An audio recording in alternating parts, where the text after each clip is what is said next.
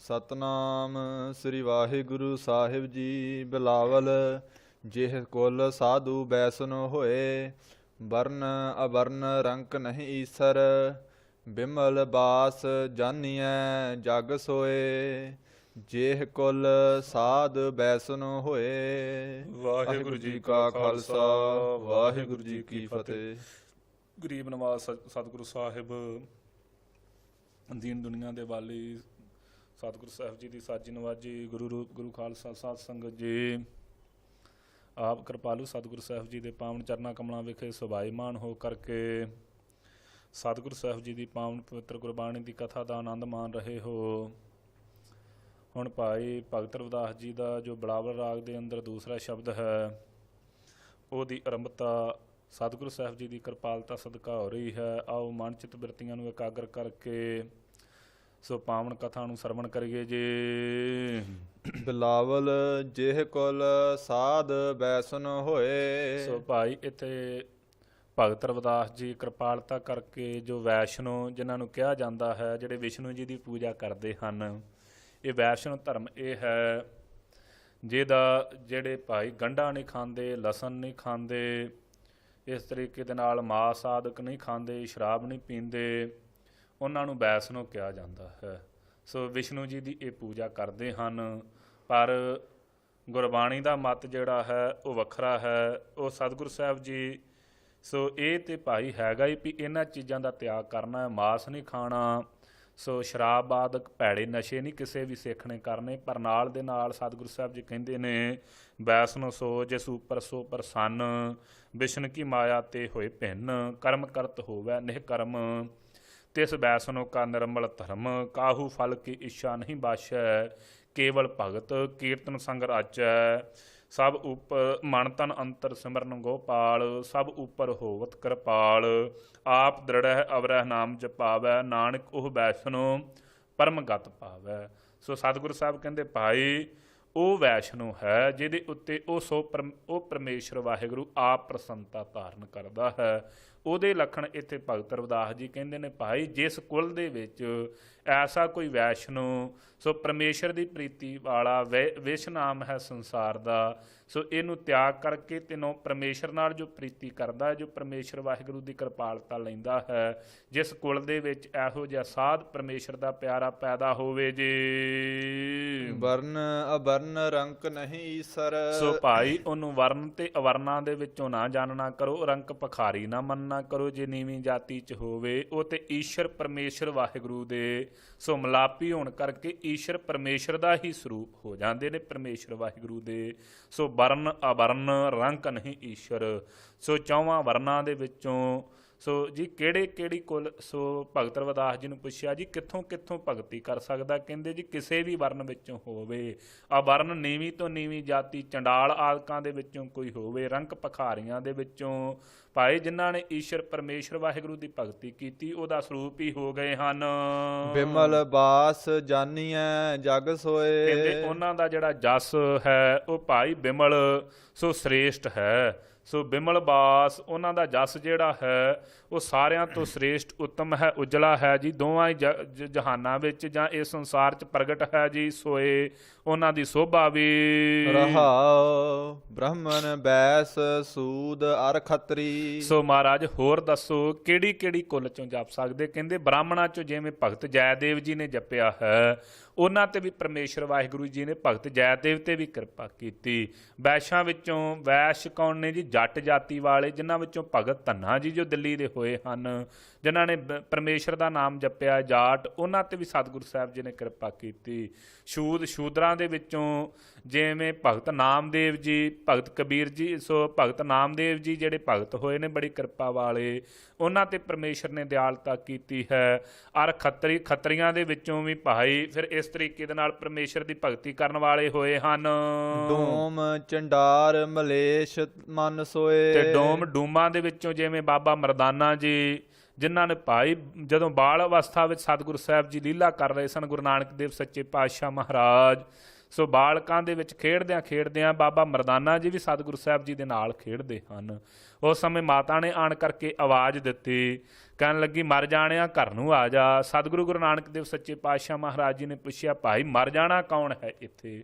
ਉਸ ਸਮੇਂ ਕਹਿਣ ਲੱਗੇ ਜੀ ਆਹ ਜਿਹੜਾ ਕਾਕਾ ਇਹ ਮਰਾਸੀਆਂ ਦਾ ਡੂਮਾਂ ਦਾ, ਇਹਨੂੰ ਇਹਦੀ ਮਾਂ ਮਰ ਜਾਣਾ ਕਹਿੰਦੀ ਹੈ। ਪੁੱਛਿਆ ਮਾਤਾ ਨੂੰ, ਕਹਿਣ ਲੱਗੇ ਮਾਤਾ ਇਹਦਾ ਨਾਮ ਮਰ ਜਾਣਾ ਕਿਉਂ ਹੈ? ਕਹਿਣ ਲੱਗੇ ਜੀ ਇਹਦੇ ਪਹਿਲੇ ਪੁੱਤ, ਮੇਰੇ ਪਹਿਲੇ ਪੁੱਤ ਹੋਏ ਨੇ, ਇਹਦੇ ਵੱਡੇ ਭਰਾ ਉਹ ਚੜ੍ਹਾਈ ਕਰ ਗਏ ਨੇ, ਮੈਨੂੰ ਪਤਾ ਮਰ ਇਹਨੇ ਵੀ ਜਾਣਾ, ਇਸ ਕਰਕੇ ਮੈਂ ਇਹਦਾ ਨਾਂ ਹੀ ਮਰ ਜਾਣਾ ਰੱਖਤਾ ਏ। ਮੇਰੇ ਕਿਰਪਾਲੂ ਸਤਿਗੁਰੂ ਗੁਰੂ ਨਾਨਕ ਦੇਵ ਸੱਚੇ ਪਾਤਸ਼ਾਹ ਮਹਾਰਾਜ ਕਹਿਣ ਲੱਗੇ, ਸੋ ਮਾਤਾ ਇਹ ਮਰਦਾ ਨਹੀਂ, ਇਹਦਾ ਨਾਮ ਮਰਦਾਨਾ ਰੱਖ, ਤੇ ਇਹਦੇ ਅੱਜ ਤੋਂ ਬਾਅਦ ਕੇਸ ਨਾ ਕਤਲ ਕਰੀ, ਗੁਰੂ ਪਰਮੇਸ਼ਰ ਕਿਰਪਾ ਕਰੇਗਾ, ਤੇਰਾ ਪੁੱਤ ਚੜ੍ਹਾਈ ਨਹੀਂ ਕਰੇਗਾ। ਬਾਲਕ ਅਵਸਥਾ ਵਿੱਚ ਹੀ ਸਤਿਗੁਰੂ ਸਾਹਿਬ ਜੀ ਨੇ ਇਹ ਵਰ ਦਿੱਤਾ। ਫਿਰ ਕਿਰਪਾ ਕੀਤੀ ਹੈ ਡੂਮਾਂ ਦੀ ਕੁੱਲ ਦੇ ਵਿੱਚੋਂ ਸਤਿਗੁਰੂ ਸਾਹਿਬ ਜੀ ਉਹਨਾਂ ਨੂੰ ਨਾਲ ਲੈ ਕਰਕੇ ਬਾਬਾ ਮਰਦਾਨਾ ਜੀ ਨੂੰ ਜਿੰਨੀ ਧੁਰਕੀ ਬਾਣੀ ਸਤਿਗੁਰੂ ਸਾਹਿਬ ਜੀ ਨੇ ਉਚਾਰਨ ਕੀਤੀ ਹੈ, ਮੇਰੇ ਕਿਰਪਾਲੂ ਸਤਿਗੁਰੂ ਸਾਹਿਬ ਜੀ ਨੇ, ਸੋ ਪਿਆਰਿਓ ਬਾਬਾ ਮਰਦਾਨਾ ਜੀ ਨਾਲ ਨਾਲ ਸਤਿਗੁਰੂ ਸਾਹਿਬ ਜੀ ਦੇ ਰਵਾਬ ਵਜਾਉਂਦੇ ਰਹੇ ਹਨ। ਸੋ ਬਾਬਾ ਮਰਦਾਨਾ ਜੀ ਦੇ ਜਰੀਏ ਹੀ ਸੋ ਇਹੋ ਹੀ ਸਤਿਗੁਰੂ ਸਾਹਿਬ ਜੀ ਨੇ ਬਚਨ ਬਹੁਤਾਤ ਇਤਿਹਾਸ 'ਚ ਆਪਾਂ ਪੜ੍ਹਦੇ ਹਾਂ। ਸਤਿਗੁਰੂ ਸਾਹਿਬ ਜੀ ਕਹਿੰਦੇ ਭਾਈ ਮਰਦਾਨਿਆਂ ਰਵਾਬ ਛੇੜ ਬਾਣੀ ਆਈ ਹੈ। ਇਸ ਤਰੀਕੇ ਦੇ ਨਾਲ ਆਪਣਾ ਸਰੂਪ ਹੀ ਬਾਬਾ ਮਰਦਾਨਾ ਜੀ ਨੂੰ ਓੜਕ ਬਣਾ ਲਿਆ ਹੈ। ਡੂਮਾਂ ਦੇ ਵਿੱਚੋਂ ਵੀ ਭਾਵੇਂ ਬਾਬਾ ਮਰਦਾਨਾ ਜੀ ਨੇ ਜਪਿਆ, ਉਹਨਾਂ 'ਤੇ ਵੀ ਬਖਸ਼ਿਸ਼ ਹੋਈ ਹੈ। ਫਿਰ ਚੰਡਾਲਾਂ ਦੇ ਵਿੱਚੋਂ ਮਲੇਸ਼ਾਂ ਮੁਗਲਾਂ ਦੇ ਵਿੱਚੋਂ ਜਿਵੇਂ ਭਗਤ ਕਬੀਰ ਜੀ ਨੇ ਭਗਤੀ ਕੀਤੀ ਹੈ। ਫਿਰ ਚੰਡਾਲ ਸਧਨਾ ਜੀ ਜਿਵੇਂ ਸੋ ਭਾਈ ਕਸਾਈ ਦਾ ਕੰਮ ਕਰਦੇ ਸਨ, ਉਹਨਾਂ ਦੇ ਜਿਨ੍ਹਾਂ ਨੇ ਭਾਈ ਪਰਮੇਸ਼ਰ ਦੀ ਭਗਤੀ ਕੀਤੀ, ਭਗਤ ਰਵਿਦਾਸ ਜੀ ਕਹਿੰਦੇ ਹੋਏ ਪੁਨੀਤ ਭਗਵੰਤ ਭਜਨ ਤੇ, ਕਹਿੰਦੇ ਸਾਰੇ ਦੇ ਸਾਰੇ ਪਵਿੱਤਰ ਤੋਂ ਪਵਿੱਤਰ ਹੋ ਗਏ ਨੇ। ਪਰਮੇਸ਼ਰ ਭਗਵੰਤ ਜਿਹੜਾ ਖੱਟ ਭਗਾ ਸੰਪੂਰਨ ਨੇ, ਉਹਦੇ ਭਜਨ ਕਰਨੇ ਤੇ ਭਾਈ ਆਪ ਤਾਰੇ ਕੁਲ ਦੋਏ, ਕਹਿੰਦੇ ਆਪ ਵੀ ਤਰ ਗਏ ਹਨ, ਦੋਵੇਂ ਕੁੱਲਾਂ ਨਾਨਕੇ ਤੇ ਦਾਦਕੇ ਦੋਵੇਂ ਹੀ ਉਹਨਾਂ ਤਾਰ ਲਏ ਹਨ। ਦੋਵੇਂ ਭਾਈ ਫਿਰ ਜਿੰਨੇ ਵੀ ਇਹ ਸੰਸਾਰ ਤੇ ਸੰਗੀ ਸਾਥੀ ਸਨ ਉਹ ਵੀ ਤਾਰ ਲਏ ਨੇ, ਪਰਿਵਾਰ ਵੀ ਸਾਰਾ ਉਹਨਾਂ ਉਧਾਰ ਕਰਵਾ ਲਿਆ ਜੇ। ਧਨ ਸੋ ਗਾਓ ਧਨ ਸੋ ਠਾਓ, ਕਹਿੰਦੇ ਧਨ ਉਹ ਗਾਉ ਉਹ ਨਗਰ ਹੈ, ਉਹ ਪਿੰਡ ਧਨ ਹੈ ਧਨਤਾ ਦੇ ਜੋਗ, ਜਿਸ ਨਗਰ ਦੇ ਵਿੱਚ ਪਰਮੇਸ਼ਰ ਵਾਹਿਗੁਰੂ ਦੇ ਪਿਆਰੇ ਵਾਸਾ ਕਰਦੇ ਨੇ। ਫਿਰ ਉਹ ਠਾਓ ਉਹ ਨਗਰ ਦੇ ਵਿੱਚ ਉਹ ਥਾਂ ਬਹੁਤੀ ਧਨਤਾ ਜੋਗ ਹੈ, ਜਿਸ ਥਾਂ ਦੇ ਉੱਤੇ ਬੈਠ ਕਰਕੇ ਜਿਸ ਘਰ ਵਿੱਚ ਪਰਮੇਸ਼ਰ ਦੇ ਪਿਆਰੇ ਰਹਿੰਦੇ ਹਨ। ਧਨ ਪੁਨੀਤ ਕੁਟੰਬ ਸਭ ਲੋਏ, ਤੇ ਭਾਈ ਪੁਨੀਤ ਪਵਿੱਤਰ ਹੈ ਉਹ ਕੁਟੰਬ ਪਰਿਵਾਰ ਜਿਹੜਾ ਇਸਤਰੀ ਤੋਂ ਪੈਦਾ ਹੋਇਆ ਹੈ, ਸਭ ਲੋਏ ਜਿਹੜੇ ਉਹਨਾਂ ਦੇ ਗਾਂ ਪ੍ਰੇਮਾ ਭਗਤੀ ਕਰਨ ਵਾਲੇ ਨੇ, ਸਾਰੇ ਦੇ ਸਾਰੇ ਜਿੰਨੇ ਜਿਹੜੇ ਮਰਜ਼ੀ ਲੋਕ ਚੋਂ ਆਣ ਕਰਕੇ ਫਿਰ ਇਸੇ ਤਰੀਕੇ ਦੇ ਨਾਲ ਜਿਹੜੇ ਭਾਈ ਉਹਨਾਂ ਦੇ ਪਾਸ ਬੈਠ ਕਰਕੇ ਪਰਮੇਸ਼ਰ ਦੇ ਗੁਣ ਗਾਉਂਦੇ ਨੇ, ਉਹ ਵੀ ਪਵਿੱਤਰ ਹੋ ਗਏ ਨੇ, ਉਹ ਵੀ ਧਨਤਾ ਦੇ ਯੋਗ ਹੋ ਗਏ ਨੇ, ਜਿਨ੍ਹਾਂ ਨੇ ਪਰਮੇਸ਼ਰ ਦੇ ਪਿਆਰਿਆਂ ਦੀ ਸੰਗਤ ਕੀਤੀ ਜੀ। ਜਿਨ ਪੀਆ ਸਾਰ ਰਸ ਤਜੇ ਆਨ ਰਸ, ਜਿਨ੍ਹਾਂ ਨੇ ਭਾਈ ਸਾਰ ਸ੍ਰੇਸ਼ਟ ਰਸ ਪਰਮੇਸ਼ਰ ਵਾਹਿਗੁਰੂ ਦੇ ਨਾਮ ਦਾ ਪੀਤਾ ਹੈ ਨਾ, ਉਹਨਾਂ ਆਣ ਜਿਹੜੇ ਵਕਾਰਾਂ ਨੂੰ ਪੈਦਾ ਕਰਨ ਵਾਲੇ ਰਸ ਹਨ ਜਿੰਨੇ ਵੀ, ਉਹ ਤਜ ਦਿੱਤੇ, ਤਿਆਗ ਕਰ ਦਿੱਤੇ ਜੀ ਉਹਨਾਂ ਦਾ। ਹੋਏ ਰਸ ਮਗਨ ਡਾਰੇ ਬਿਖ ਖੋਏ, ਉਹ ਭਾਈ ਫਿਰ ਪ੍ਰੇਮ ਰੂਪੀ ਰਸ ਵਿੱਚ ਮਗਨ ਹੋ ਗਏ ਹਨ। ਡਾਰ ਦਿੱਤਾ ਬਿਖ ਖੋਏ, ਜਿਹੜੇ ਸੋ ਭਾਈ ਵਕਾਰਾਂ ਨੂੰ ਪੈਦਾ ਕਰਨ ਵਾਲੀ ਬੁੱਧੀ ਸੀ, ਕਾਮ ਕ੍ਰੋਧ ਲੋਭ ਮੋਹ ਹੰਕਾਰ ਬਿਖ ਜਿਹੜੇ ਜ਼ਹਿਰ ਦੀ ਨਿਆਈ ਸਨ, ਮਾਇਆ ਜਿਹੜੀ ਜ਼ਹਿਰਵਤ ਹੋ ਕਰਕੇ ਲੱਗੀ ਸੀ, ਸਾਰੀ ਡਾਰ ਦਿੱਤੀ, ਨਾਸ ਕਰ ਦਿੱਤੀ ਜੀ। ਪੰਡਤ ਸੂਰ ਛਤਰਪਤ ਰਾਜਾ, ਸੋਹਣ ਦਿਆਲਤਾ ਕਰਕੇ ਸਮਝਾਉਂਦੇ ਨੇ, ਭਾਵੇਂ ਕੋਈ ਪੰਡਤ ਜਿਹੜੀ ਸੋ ਬੁੱਧੀ ਜਿਹੜੀ ਹੈ, ਪੰਡਾ ਨਾਮ ਹੈ ਬੁੱਧੀ, ਤਤ ਨਾਮ ਹੈ ਸ੍ਰੇਸ਼ਟ ਗਿਆਨ ਦਾ, ਜਿਹਦੀ ਬੁੱਧੀ ਜਿਹੜੀ ਹੈ ਭਾਈ ਗ੍ਰੰਥਾਂ ਦੇ ਗਿਆਨ ਨੂੰ ਸਮਝਣ ਵਾਲੀ ਬੜੀ ਸ੍ਰੇਸ਼ਟ ਹੋਵੇ, ਕੋਈ ਪੰਡਤ ਐਸਾ ਮਹਾਨ ਵਿਦਵਾਨ ਹੋਵੇ, 4 ਵੇਦਾਂ ਦੀ ਕਥਾ ਜਾਣਦਾ ਹੋਵੇ, ਸਿਮਰਤੀਆਂ ਉਸ ਨੂੰ ਕੰਠ ਹੋਣ, 6 ਸ਼ਾਸਤਰਾਂ ਦਾ ਗਿਆਨ ਹੋਵੇ, 18 ਪ੍ਰਾਣ ਉਹ ਪੜ੍ਹਿਆ ਹੋਵੇ, ਭਾਈ ਐਸਾ ਜਿਹੜਾ ਪੰਡਤ ਵਿਦਵਾਨ ਵੀ ਹੋਵੇ, ਕੋਈ ਸੂਰਮਾ ਹੋਵੇ ਜੀ, ਕੋਈ ਵੱਡਾ ਛਤਰਪਤ, ਸੋ ਛੋਟੇ ਰਾਜਿਆਂ ਦਾ ਵੀ, ਛੋਟੇ ਰਾਜਿਆਂ ਤੋਂ ਉੱਪਰ ਵੀ ਵੱਡਾ ਰਾਜਾ ਬਣ ਕਰਕੇ ਕੋਈ ਛਤਰਪਤੀ ਰਾਜਾ ਬਣ ਕਰਕੇ ਬੈਠਾ ਹੋਵੇ ਜੀ। ਭਗਤ ਬਰਾਬਰ ਔਰ ਨਾ ਕੋਏ, ਭਾਈ ਭਗਤ ਪਰਮੇਸ਼ਰ ਵਾਹਿਗੁਰੂ ਦੇ ਭਗਤਾਂ ਦੇ ਬਰਾਬਰ ਕੋਈ ਹੋਰ ਨਹੀਂ ਹੋ ਸਕਦਾ। ਇਹ ਸਤਿਗੁਰੂ ਸਾਹਿਬ ਜੀ ਦਾ ਮੱਤ ਹੈ। ਭਾਵੇਂ ਕਿਸੇ ਕਵੀ ਦੀਆਂ ਆਪਾਂ ਲਿਖੀਆਂ ਪੜ੍ਹਦੇ ਤੇ ਸੁਣਦੇ ਵੀ ਰਹਿੰਦੇ ਹਾਂ ਕਿ ਜਨਨੀ ਜਣੇ ਤੇ ਭਗਤ ਜਨ, ਨਹਿ ਦਾਤਾ ਨਹਿ ਸੂਰ, ਨਹਿ ਤੇ ਜਨਨੀ ਬਾਝ ਰਹੇ ਕਾਹੇ ਗਵਾਏ ਨੂਰ।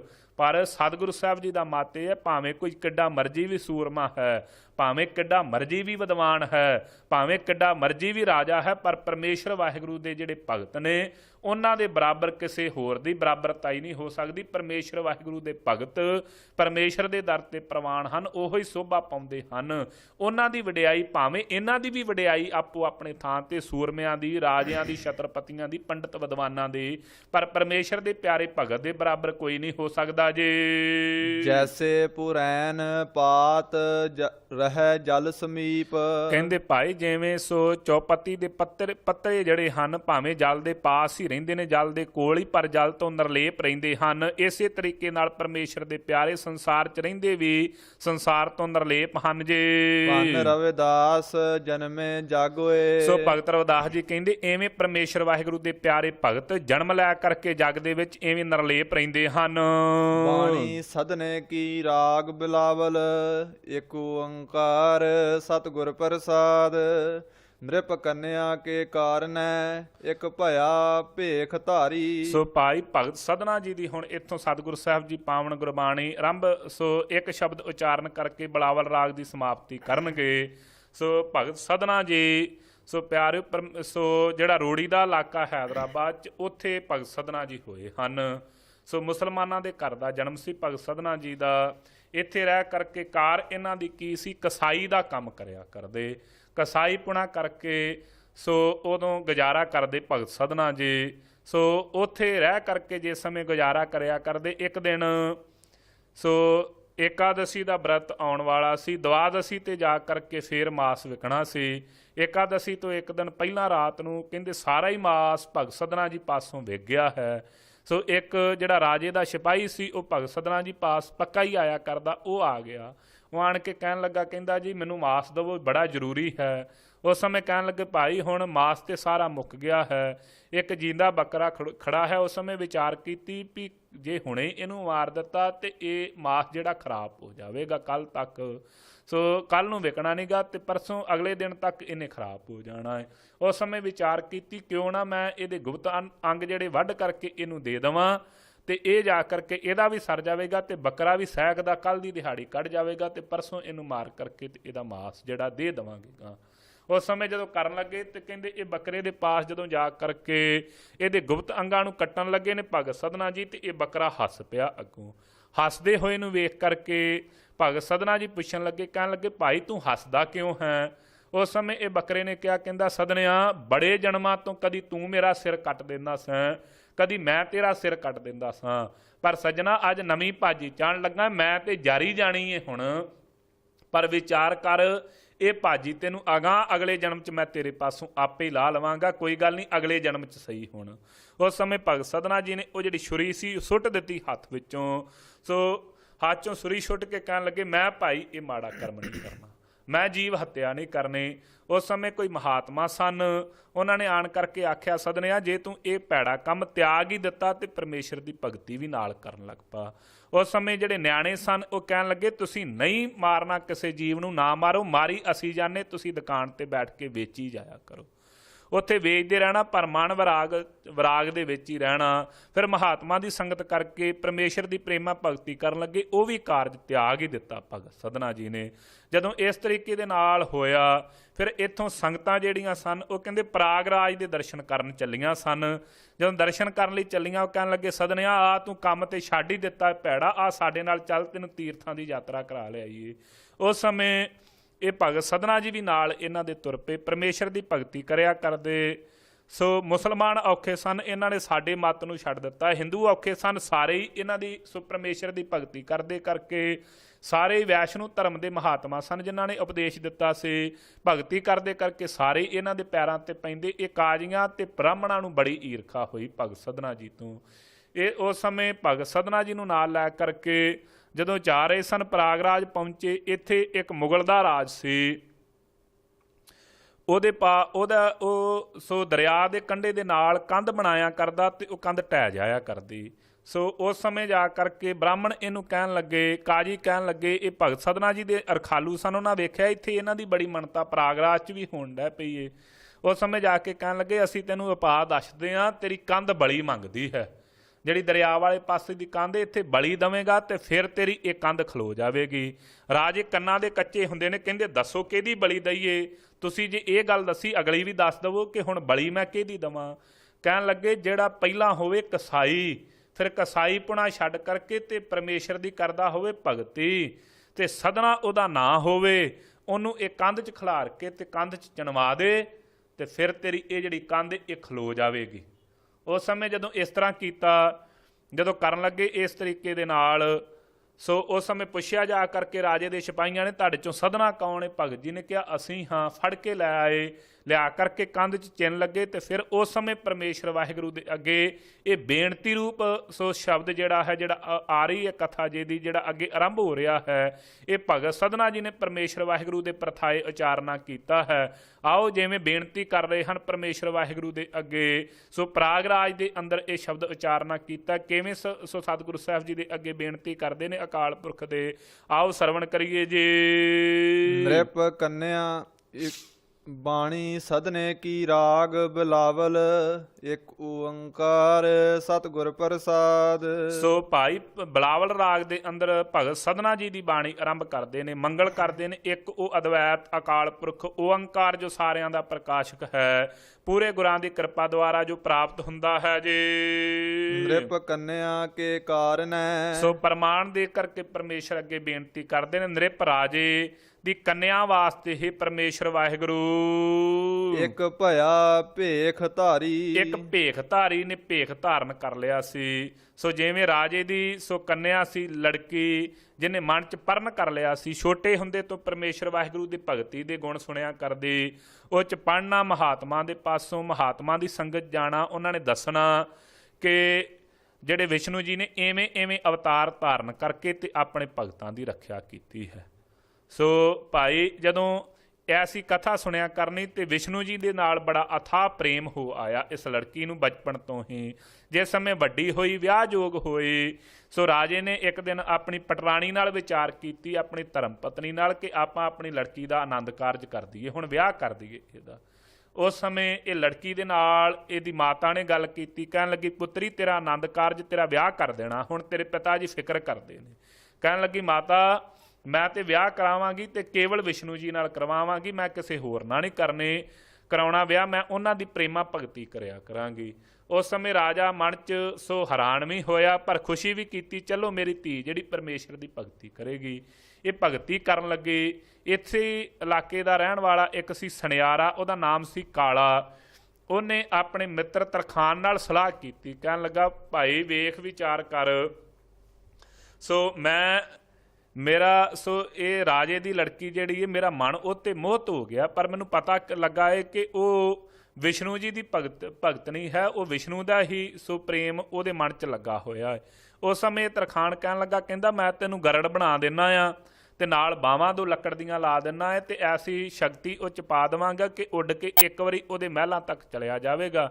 ਤੂੰ ਉੱਥੇ ਜਾ ਕੇ ਉਹਨੂੰ ਮਿਲ ਕੇ ਤੇ ਉਹਨੂੰ ਕਹਿ ਦੇਂ ਕਿ ਮੈਂ ਹੀ ਵਿਸ਼ਨੂੰ ਆ ਤੇ ਰੰਗ ਤੇਰਾ ਪਹਿਲਾਂ ਹੀ ਕਾਲਾ ਹੈ, ਤੇ ਵਿਸ਼ਨੂੰ ਦਾ ਵੀ ਸੁਣਿਆ ਰੰਗ ਕਾਲਾ ਹੀ ਹੈ, ਤੂੰ ਕਾਲੇ ਰੂਪ ਨੂੰ ਧਾਰਨ ਕਰਕੇ ਤੇ ਚਲੇ ਜਾ ਉੱਥੇ।